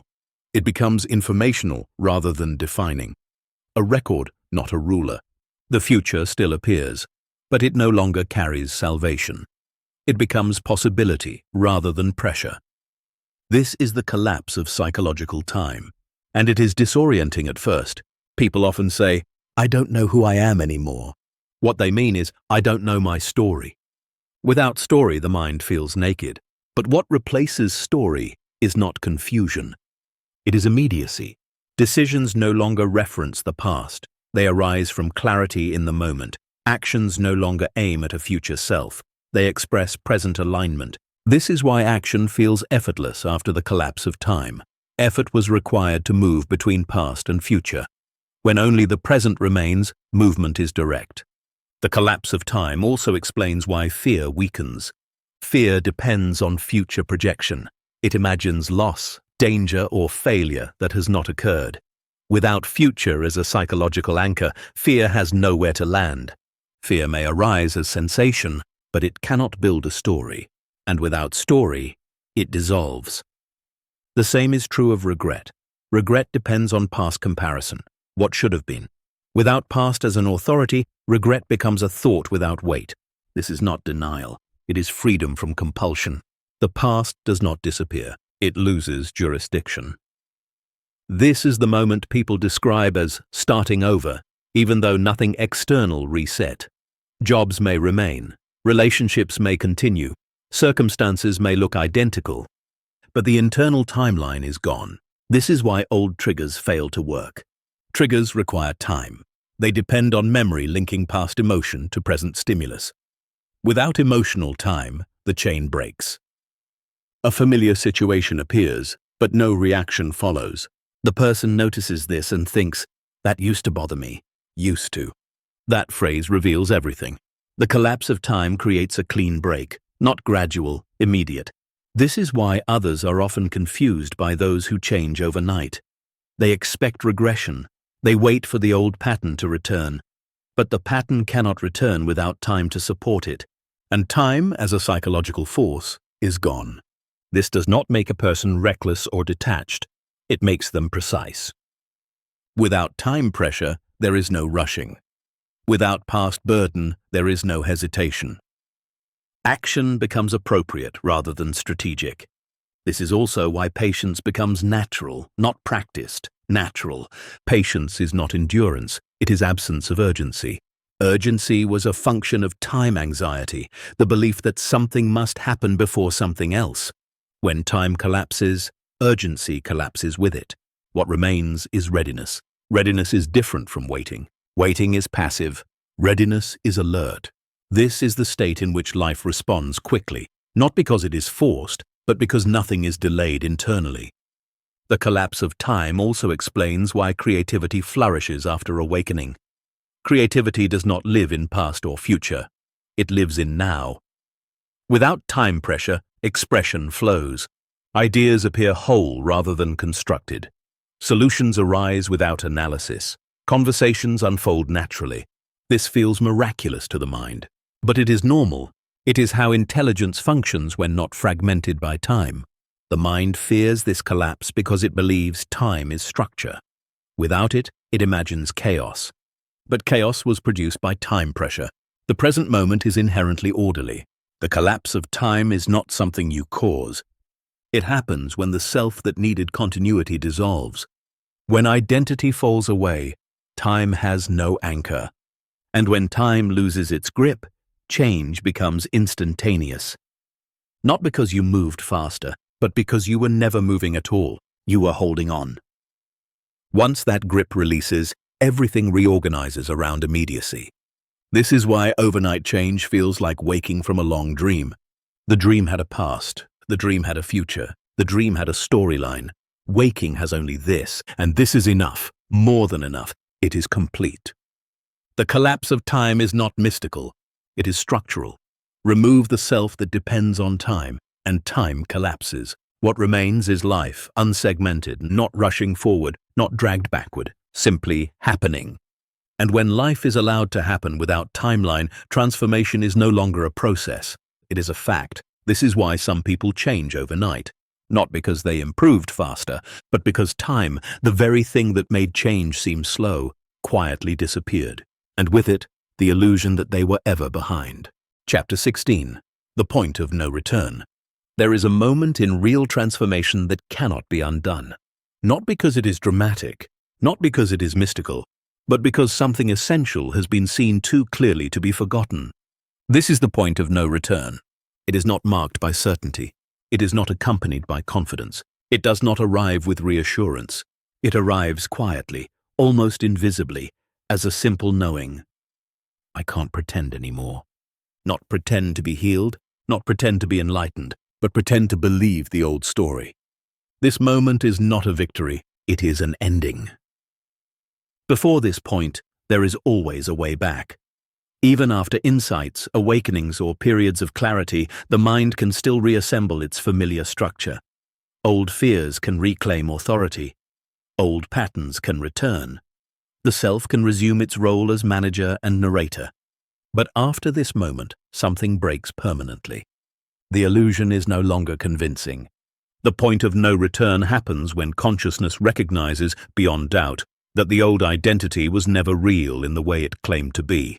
Not intellectually, experientially. This recognition is not a thought. It is a shift in orientation. The mind may still produce old narratives, but they sound hollow. Like lines from a play you once believed in, but no longer do. You can still hear the script, you just don't believe it. This is why the point of no return often feels anticlimactic. There is no rush of joy, no triumphant declaration, just a quiet inability to take the old self seriously. People sometimes mistake this for cynicism or detachment. It is neither. It is clarity without romance. The point of no return is not about becoming fearless. Fear may still arise, but fear no longer defines action. The difference is subtle but absolute. Before, fear felt authoritative. It dictated choices. It justified avoidance. It shaped identity. After, fear becomes informational, a sensation, a signal, a movement of energy, not a commander. This shift cannot be reversed because authority has changed. Once authority moves from identity to awareness, it does not migrate back. This is why people who have crossed this point often say, I can't unsee it. And they are right. Seeing does not require effort, but unseeing is impossible.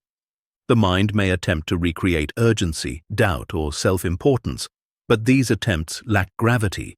They feel performative rather than real. The emotional weight is gone. This is the defining feature of the point of no return. The weight drops, not all at once, but irreversibly. Life may still present challenges, loss may still occur, uncertainty may still appear, but none of these experiences can reinstall the old framework. Why? Because the framework depended on belief, and belief has been withdrawn. The point of no return is the moment belief stops fueling identity. From here on, identity becomes optional. It may arise when useful, it may fall away when not. But it can no longer claim ownership of consciousness. This is why regression, as it is commonly feared, does not occur. A person may revisit old emotions, but they do not re-inhabit the old position. They may experience sadness, but not the identity of a broken person. They may feel anxiety, but not the belief that anxiety defines them. This is not resilience, it is freedom from identification. The mind resists this concept because it imagines freedom must be maintained. But maintenance implies effort, and effort belongs to identity. After the point of no return, freedom is not maintained, it is lived. This is also why others may feel uncomfortable around someone who has crossed this threshold. The unspoken agreements that once structured interactions are gone. The person no longer plays the expected roles. They are not reacting in familiar ways. They are present. And presence exposes pretense. This can be unsettling. The point of no return does not make someone superior. It makes them less invested. Less invested in drama, less invested in proving, less invested in control. This lack of investment can look like detachment to those still negotiating with life. But it is not detachment. It is intimacy without dependency. The person still cares. But caring is no longer conditional on outcome. This is the paradox. After the point of no return, life matters more, but hurts less. Why? Because meaning is no longer outsourced to future outcomes or past narratives. Meaning arises from participation itself. This is why action becomes clean. Decisions are made without internal debate. Boundaries assert themselves naturally. No arises without guilt. Yes emerges without fear. Not because the person practiced assertiveness, but because there is no internal contradiction. The point of no return is where internal contradiction ends. There is no longer a split between who you are and what is happening. This unity does not feel dramatic, it feels obvious. And because it feels obvious, it cannot be argued with. This is what makes it permanent. You cannot argue yourself back into believing something you know is false. The old self may still appear in moments of stress. Old thoughts may resurface. Old habits may attempt to return. But they lack foundation. They do not stick. They do not convince. They pass. This is why the point of no return is not a destination. It is a threshold. Once crossed, there is no going back, not because you are prevented, but because there is nothing there to return to. The house was built on belief. Belief has been withdrawn. There is no structure left. This is the quiet miracle most people miss. Overnight change does not require perfect understanding, flawless behavior, or constant awareness. It requires one irreversible seeing. Seeing that the identity you were defending was never who you were. Once that is seen, everything else rearranges around it. Not forcefully, not gradually, inevitably. The point of no return is not the end of life as you knew it. It is the end of pretending that life needed to be managed by a fictional center. From here on, life moves itself, and you move with it, not because you decided to, but because there is no longer anyone standing apart, trying to decide. This is why those who cross this point often struggle to explain their transformation. There is no strategy to describe, no method to share, only the truth that something essential has ended, and once it ends, it does not begin again. That is the point of no return, not a finish line. A release, a quiet, irreversible release from the need to be who you thought you were.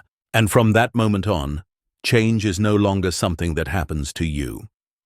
It is simply what life does, unobstructed. Chapter 17. Why others feel uncomfortable around you. One of the most unexpected consequences of overnight change is not internal, it is relational. After the shift, people begin to react to you differently. Not because you announce anything, not because you explain what happened. Often not because you do anything at all. They simply feel unsettled. Friends who once felt close grow distant. Conversations that used to flow now feel strained. Some people become defensive, others overly curious, others quietly withdraw. This confuses many who have crossed the point of no return.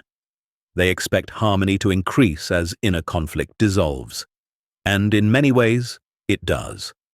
But harmony does not always look like comfort. What others feel around you is not your change. It is their reflection. Most human relationships are not built on presence. They are built on agreements, unspoken contracts about who each person is allowed to be. Roles are assigned, expectations are set.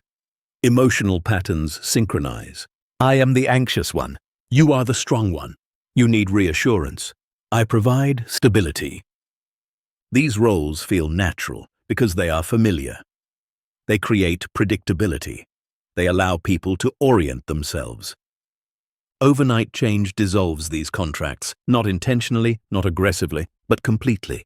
When you no longer identify with your old role, the relational structure collapses, and collapse creates discomfort.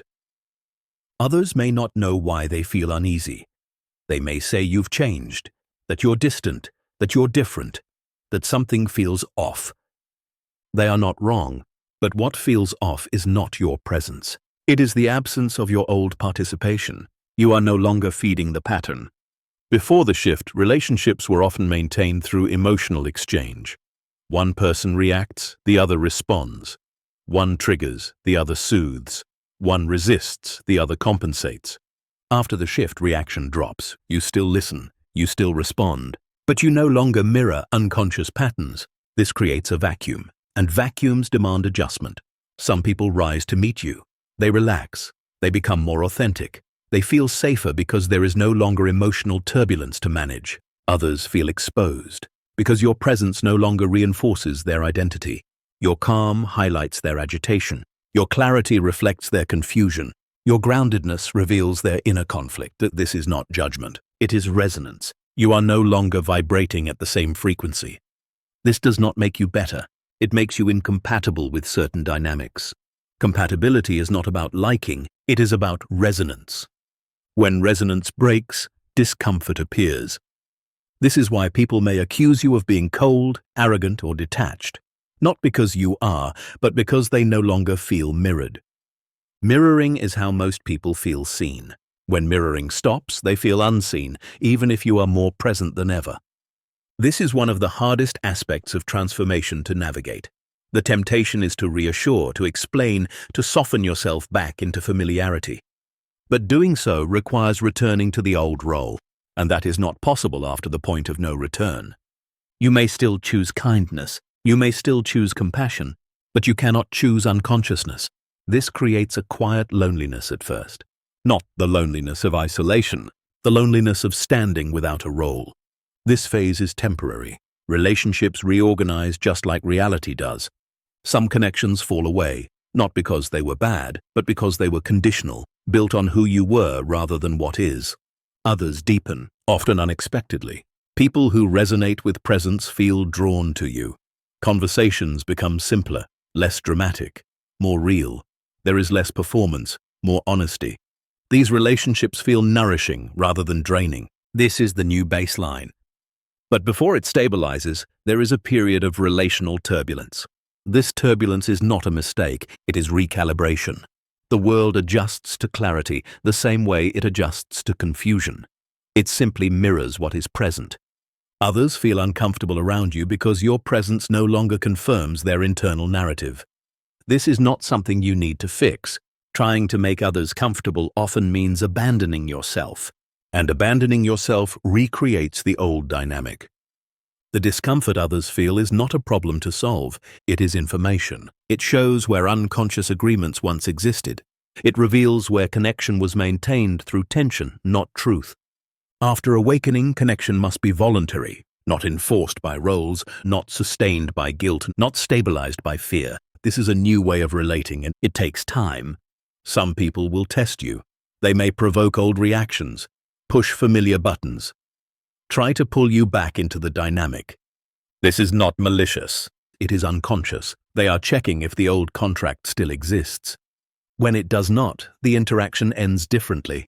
There is no escalation, no justification, no emotional hook. This often feels strange to both parties, but clarity is consistent. Over time, people either adapt or drift away. This is not rejection, it is alignment. You are not losing people, you are losing friction. The relationships that remain are simpler, more spacious, less demanding. They do not require you to be anything other than present. This is the quiet gift of transformation. Not everyone can receive it. Some will mistake your peace for indifference, your boundaries for distance, your silence for judgment. But none of this is your responsibility. You are not here to manage others' discomfort. You are here to live truthfully. This is where many falter. They mistake compassion for accommodation. They believe love requires shrinking back into old patterns. But love without clarity becomes sacrifice, and sacrifice recreates resentment. True compassion does not abandon truth. It allows others to feel what they feel without trying to fix it. This is what presence offers, not comfort, but honesty. Over time, the discomfort around you decreases, not because you change, but because those who cannot resonate naturally step aside. What remains is alignment, and alignment feels effortless. You no longer have to perform, you no longer have to explain, you no longer have to hold space for dysfunction. You simply show up as you are, and those who can meet you there do. This is not a loss, it is refinement. The discomfort others feel is not a sign you have done something wrong. It is a sign that something false has stopped being maintained. And false structures always resist collapse. But collapse is not destruction, it is release. After the shift, your presence becomes a mirror, not one that flatters, one that clarifies. Some will thank you for it, others will turn away. Both responses are correct. You are not here to be comfortable. You are here to be real. And reality, when unfiltered, is not always soothing. But it is always honest. That honesty is the new foundation. And from it, relationships are rebuilt, not on need or fear, but on resonance. This is why others may feel uncomfortable around you. Not because you are distant, but because you are no longer pretending. And once pretending ends, everything that depended on it must either transform or fall away. That is not cruelty, it is truth. And truth, once lived, cannot be negotiated. Chapter 18. The New Neutral. After the shift, many people wait for happiness. They assume transformation should feel like constant joy, unbroken peace, or permanent elevation above ordinary experience. When this does not happen, they grow confused. They wonder if something went wrong, if the change was incomplete, if they somehow missed the point. But what arrives is not happiness. What arrives is neutral, not numbness, not apathy, but a quiet, steady baseline that does not swing wildly with circumstance. This is the new neutral. Before the shift, neutrality felt empty. Life was animated by peaks and valleys, hope and disappointment, excitement and dread. These fluctuations created a sense of meaning. Without them, existence seemed flat, even lifeless, but that meaning was borrowed from tension. After the shift, the nervous system recalibrates. It no longer needs emotional spikes to feel alive. Presence itself becomes sufficient.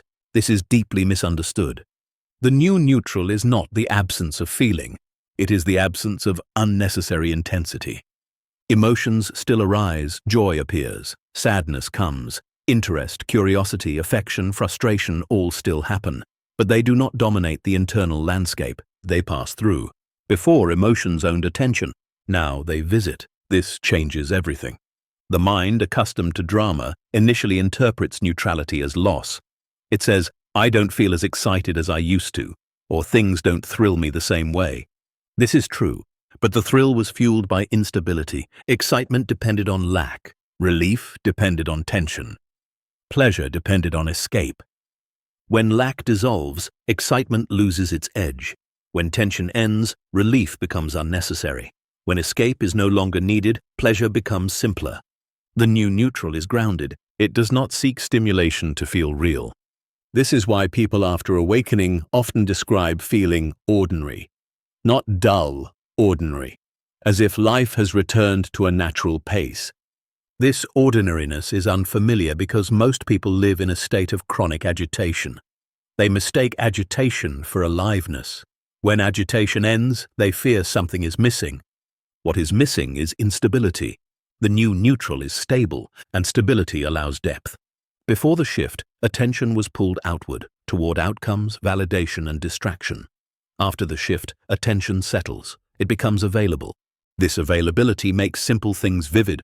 A conversation feels full. A walk feels complete.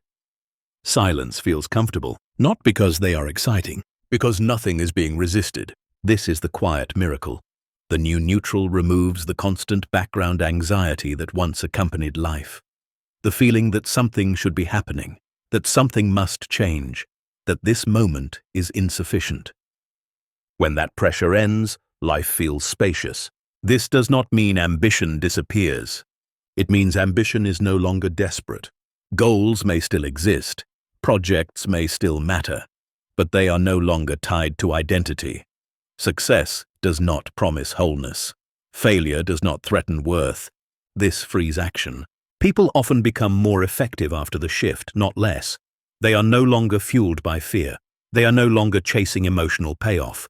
They act because action fits, not because it compensates. The new neutral is the ground from which appropriate energy arises. This is why it feels calm. Calm is not sedation. Calm is the absence of internal conflict. Conflict was loud. Without it, silence feels strange at first. But this silence is not empty. It is receptive. The mind will test this state. It will attempt to recreate drama. It will ask, is this all there is? It will search for intensity. This is habit. Over time, the habit weakens. The body learns that it is safe without constant stimulation. The nervous system learns that presence is enough. This is healing at a level deeper than emotion. The new neutral also brings discernment. Without emotional noise, it becomes obvious what aligns and what does not. Situations that once felt confusing now feel clear. Decisions that once required overthinking now resolve themselves. Not because answers are known, because confusion is gone. Confusion was fueled by competing desires and fears. When those lose authority, clarity emerges. The new neutral is not the end of feeling, it is the end of emotional captivity. You are no longer carried by waves. You can enjoy them without being swept away. This is why joy after the shift feels different. It is quieter, less explosive, but more enduring. It does not need contrast to exist. Before, happiness depended on escape from pain. Now, contentment exists alongside experience.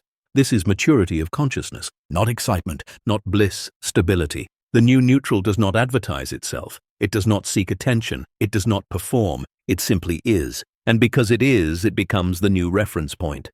From here, life unfolds without urgency. Not slow, not fast, appropriate.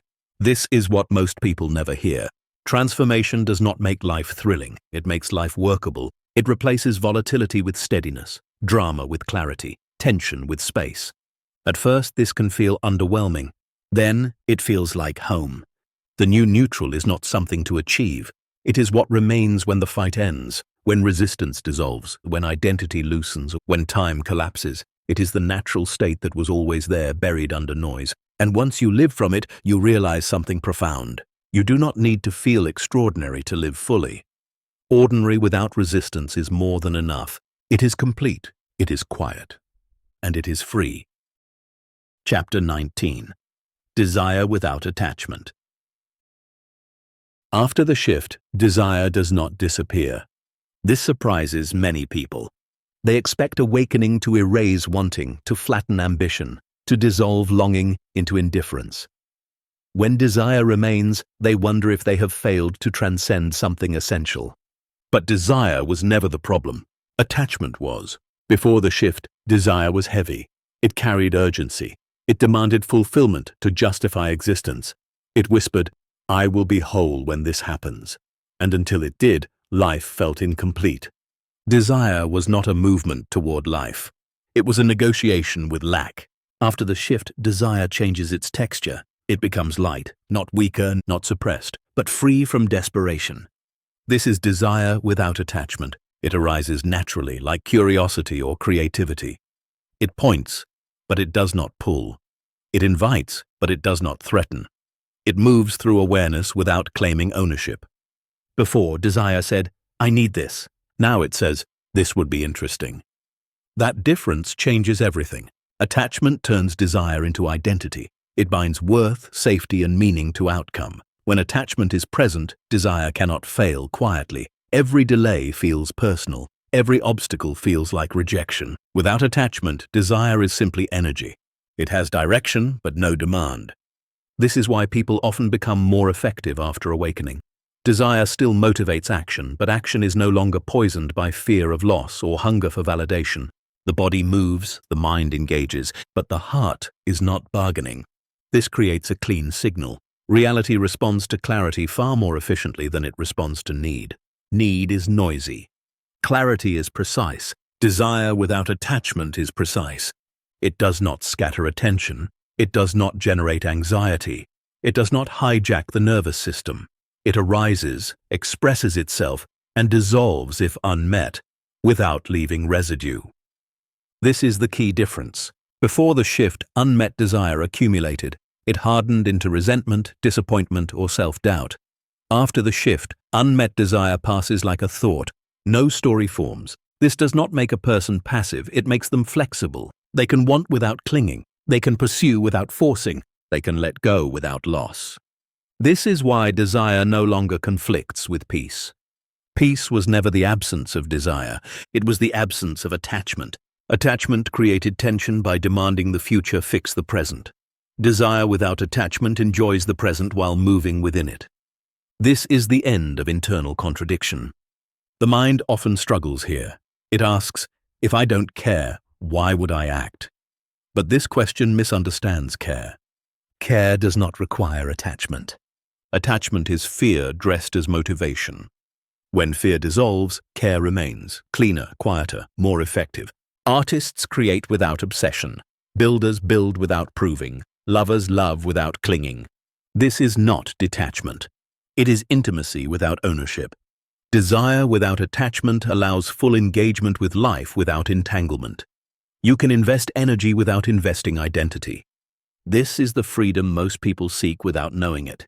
Before, desire was used to escape the present. Now, desire participates in it. This is why goals feel different. Goals no longer promise fulfillment. They become directions rather than destinations. You move toward them because movement fits, not because arrival will save you. This removes pressure. Pressure distorted desire. Without pressure, desire aligns with intelligence. You pursue what resonates. You abandon what does not. There is no drama in the decision. This is why people after the shift often simplify their lives, not because they reject complexity, but because unnecessary desire falls away. What remains is clean interest. This interest feels playful rather than urgent. Playfulness is a sign of non-attachment. Children play without clinging to outcomes. They engage fully, then move on. Desire without attachment recovers this quality. The adult mind resists this because it equates seriousness with value. It believes that without tension, nothing important can happen. But tension was never importance. It was anxiety. Once anxiety dissolves, desire becomes lighter, but no less potent. In fact, it becomes more potent because it is no longer diluted by fear. This is the paradox. Desire without attachment moves reality more efficiently because it does not distort perception. It does not overreach. It does not grasp. It invites. Reality responds to invitation. This is why manifestation appears effortless after awakening. Not because desire is stronger, but because it is clean. There is no internal conflict pulling energy in opposite directions. No part of the system is arguing with the desire. No part is afraid of success or failure. The whole system moves together. This wholeness is what produces results. But results are no longer the point. The movement itself is satisfying. This is the quiet shift most people never experience. They believe desire must hurt to matter, that wanting must ache, that longing proves depth. But longing was never depth. Presence is. Desire without attachment allows presence to remain intact while life unfolds. You can want and be whole. You can pursue and be complete. You can lose and remain untouched. This is maturity of desire. It no longer defines you. It no longer commands you. It simply passes through, like a breeze that opens a window without tearing down the house. And when desire loses its grip, something surprising happens. Life becomes generous, not because you demand less, but because you no longer choke the flow. Desire without attachment creates space. Space allows movement. Movement brings opportunity, not as reward, as response. This is why those who have crossed the point of no return often smile quietly when they want something. They feel the desire, they act if it fits, they release if it doesn't. No drama, no identity, just life moving naturally. This is the end of craving, not the end of desire. And that distinction is the difference between suffering and freedom, between chasing and living, between needing and allowing. Desire without attachment is not the absence of wanting, it is the absence of bondage. And once experienced, it becomes the natural way life expresses itself, without strain, without fear, and without losing itself in the process. Chapter 20. Action without effort. After the shift, something puzzling happens. You still act, you still decide, you still move through the world, but the sense of effort is gone. This confuses the mind, which was taught that action requires force, that progress must feel heavy, that doing something meaningful should cost energy, discipline, or sacrifice. Yet here you are, acting, responding, engaging without strain. This is action without effort, not laziness and not passivity, but movement without resistance. Before the shift, action was fueled by tension. You acted to fix something, prove something, escape something, or become something. Each action carried a hidden demand. This must work. That demand created friction. Friction drained energy. After the shift, action no longer carries that demand. It arises from clarity rather than lack. You move because movement fits, not because stillness feels unbearable. This changes the quality of everything you do. You notice it first in small moments. You answer an email without procrastination. You say no without explanation. You take a step you would have overthought before. There is no internal debate, not because you suppressed it, but because there is nothing to debate. The old self needed effort because it was divided. One part wanted to act, another resisted, another feared the outcome, another questioned worth. Action required pushing through inner opposition. Now the opposition is gone. So action flows. This is why effort disappears, not because action stops, but because conflict stops. Conflict was the weight. Without it, movement is light. The mind often misinterprets this ease as irresponsibility. It whispers, if it's this easy, it can't be serious. But seriousness was never a measure of truth. Seriousness was tension dressed as virtue. True intelligence does not strain. Watch a skilled musician, an athlete in flow, a craftsperson absorbed in work. Their movements are precise, responsive, alive. But they are not forcing. They are listening. Action without effort is listening in motion. You are not pushing life forward. You are responding to it. This is why timing improves after the shift. You act when action is needed and rest when rest is appropriate. There is no rushing and no stalling. Before, rushing came from anxiety. Stalling came from fear. Now neither governs. This does not mean mistakes never happen. It means mistakes are corrected quickly, without self-punishment. There is no added friction. Correction is part of flow. The mind struggles here because it wants to take credit. It asks, who is doing this so well? But there is no one doing it. There is only doing. This is unsettling to identity, which survived by claiming authorship. But authorship was never necessary. Life has always known how to move. Effort was interference. This becomes especially clear in creative and relational action. Conversations unfold naturally. You say what needs to be said without rehearsing. Silence appears without awkwardness. You are not trying to be authentic. Authenticity is simply what remains when effort ends. This is the paradox few understand. Effort was never what made things happen. Effort was what compensated for misalignment. When alignment is present, effort dissolves. This does not mean there is no energy expenditure. The body still uses energy. The mind still engages. But there is no wasted energy fighting itself. Waste was the struggle. Action without effort feels sustainable. You do not burn out because there is no internal resistance draining resources. You may do more than before, but it costs less. This is why people after awakening often accomplish more while feeling less exhausted. They are no longer dragging the weight of identity behind every action. Identity made every task personal. Without identity involvement, tasks are just tasks. This removes emotional charge. The result is surprising ease. The mind may try to recreate effort out of habit. It may worry that ease will disappear, but ease is not fragile. It is the natural state of coherent action. When the system is no longer divided, movement is efficient. This is not mystical, it is mechanical. Remove friction and motion smooths out. The deeper insight is this. Effort was never proof of value. It was proof of resistance. Action without effort does not mean action without care. It means action without struggle. Care remains, responsibility remains, engagement remains, but none of them feel heavy. This is why those who experience overnight change often say, "I don't feel like I'm trying anymore." They are not disengaged. They are aligned. Alignment does not require force. It requires honesty. Honesty about what fits and what does not. Honesty about when to move and when to stop. Honesty about letting go of what drains energy. This honesty removes the need for willpower. Action becomes self-guiding. You are not motivating yourself. You are listening. And listening takes no effort. This is the final refinement. Life does not ask you to push. It asks you to stop resisting. When resistance ends, action happens on its own, clean, precise, and timely. This is why overnight change does not lead to chaos. It leads to order without tension, movement without struggle, action without effort.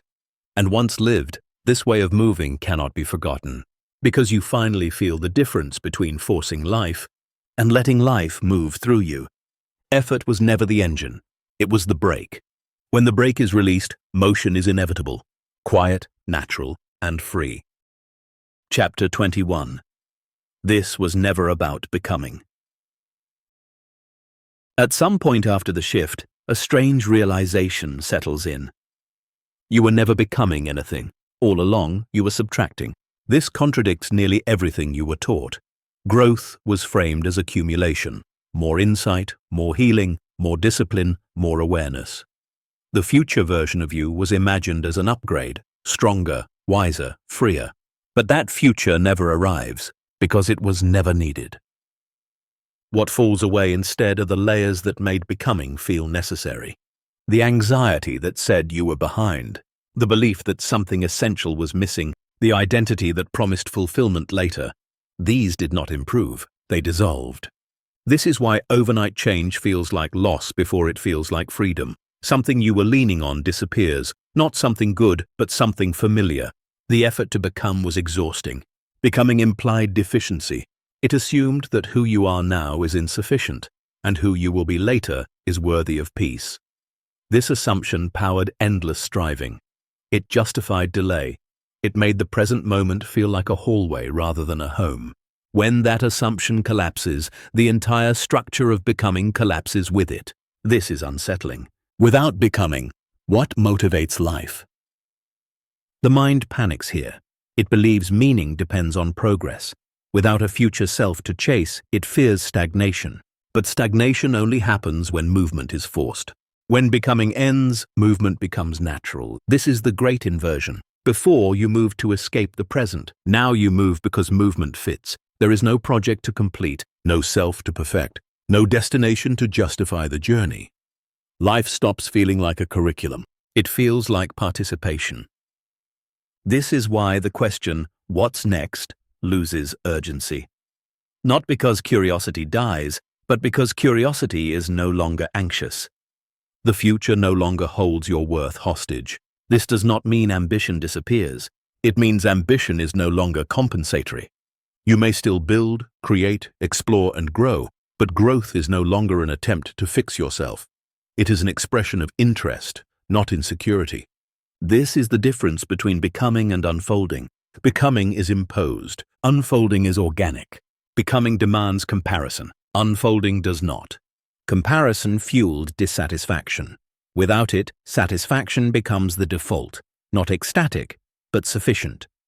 This sufficiency is misunderstood. People assume satisfaction leads to complacency, but complacency comes from boredom, not fulfillment. Fulfillment energizes. When you are no longer chasing yourself, energy frees up. This energy does not rush, it flows. The mind resists this because it was built around improvement. It asks, if I'm not becoming, what am I doing? The answer is simple and difficult to accept. You are living, not preparing, not rehearsing, not fixing, living. Living includes learning. It includes adapting. It includes changing. But these happen without narrative weight. There is no scoreboard, no final evaluation. This is why those who awaken often stop defining themselves by milestones. Age, achievements, status. These lose their power to confer meaning. Meaning no longer comes from accumulation. It comes from presence. This presence is not a state to maintain. It is what remains when striving ends. And striving ends when you realize there is nothing to become. This realization does not make life smaller, it makes it honest. You stop asking life to validate you. You stop asking the future to redeem the past. You stop asking change to justify existence. Existence justifies itself. This is the quiet revolution at the heart of overnight change. You did not ascend to a higher version of yourself. You stopped believing you were incomplete. That belief was the weight. Once it drops, the system rebalances. You are not more. You are less burdened, less defended, less divided, and less preoccupied. This is why peace after the shift feels ordinary. It does not sparkle. It does not announce itself. It simply stops asking for improvement. The self that needed becoming dissolves because it was built on a misunderstanding. The misunderstanding was simple, that life was a problem. Once this dissolves, becoming becomes unnecessary. You do not need to arrive anywhere to be here. You do not need to change to be complete. Change still happens, but it happens without identity attached. This is the end of the long journey toward yourself. Not because you reached the destination, but because you realized you never left. This was never about becoming someone new. It was about stopping the belief that you were not already enough to live. And once that belief ends, life stops being a rehearsal. It becomes the event itself, unfolding, unforced, and already whole. Chapter 22. The Truth You Were Never Supposed to Hear. There is a reason this understanding is rare, not because it is complex, not because it is dangerous, but because it dismantles too many assumptions at once. The truth you were never supposed to hear is not hidden behind secrecy. It is hidden behind familiarity. It is this: nothing is wrong with you, nothing ever was. The entire architecture of self-improvement, motivation, and transformation rests on the belief that something is broken and must be fixed. This belief fuels industries, identities, and entire cultures. It gives direction. It gives purpose. It gives the mind something to do. But it is false. What was broken was the story. The story said you were incomplete. The story said you were late. The story said you were behind life. This story was convincing because it was inherited, passed down, repeated, reinforced. It shaped perception so completely that it felt like truth. But the moment it was seen through, the structure collapsed. This is why overnight change feels shocking, not because reality changed, but because the lens fell away. And once the lens is gone, it cannot be put back on. This is why this truth is rarely taught directly. It threatens the framework that keeps people striving. Without striving, many systems lose relevance. If you are already whole, what are you chasing? If nothing is missing, what must be earned? If peace is not a reward, who is in charge? These questions destabilize the narrative. So instead, people are taught to improve, optimize, heal, and evolve forever. Always almost there. Always just one step away. This keeps the story alive, but you have seen through it. And once seen, it cannot be unseen. This does not mean life becomes meaningless. It becomes immediate. Meaning no longer comes from fixing yourself. It comes from living without distortion. This is why the truth feels both relieving and terrifying. Relieving because the burden lifts. Terrifying because the familiar structure dissolves. The mind wants to ask, what do I do with this? That question belongs to the old story. There is nothing to do with it. It does not need application. It is not a method. It is a recognition. Recognition ends the search. This is why the truth feels quiet rather than triumphant. There is no victory because there was no enemy, only misunderstanding. The truth you were never supposed to hear is that awakening is not an achievement. It is an unlearning, an undoing, a return to what was never absent. This is why children seem closer to it, not because they are wiser, but because they have not yet learned to doubt their own presence. Over time, doubt was installed. The doubt said, you are not enough yet. You must become someone. You must arrive. You believed it. Everyone did. And believing it created effort, striving, and suffering, not because effort is wrong, but because it was misdirected. Once the belief dissolves, effort falls away naturally. Life does not need managing. It needs allowing. This truth is unsettling because it leaves no role for the self as hero or fixer. There is no arc of redemption. There is only this moment, complete, unimprovable, alive. This does not make you passive. It makes you free, free to respond without pressure, free to act without fear, free to rest without guilt. This is why some people change overnight, not because they found the right technique, but because the story they were living inside ended. And when the story ends, everything that depended on it dissolves. What remains is not a new identity, it is the absence of false identity. And that absence is not empty, it is spacious, responsive, clear. The world looks the same but feels different. Not lighter because problems vanished, lighter because resistance ended. This is the truth that does not spread easily. It cannot be marketed, it cannot be promised, it cannot be sold, because it offers no improvement, only release. And release does not need convincing. It simply happens when the grip loosens. If you are hearing this now, it is not because you earned it, it is because you are ready to stop carrying what was never yours. You do not need to remember this truth. You only need to stop forgetting it. And forgetting was never a failure. It was part of the story. A story that has now quietly ended. Nothing needs to begin. Nothing needs to be fixed. Nothing needs to be told. You are already here. And that is all there ever was.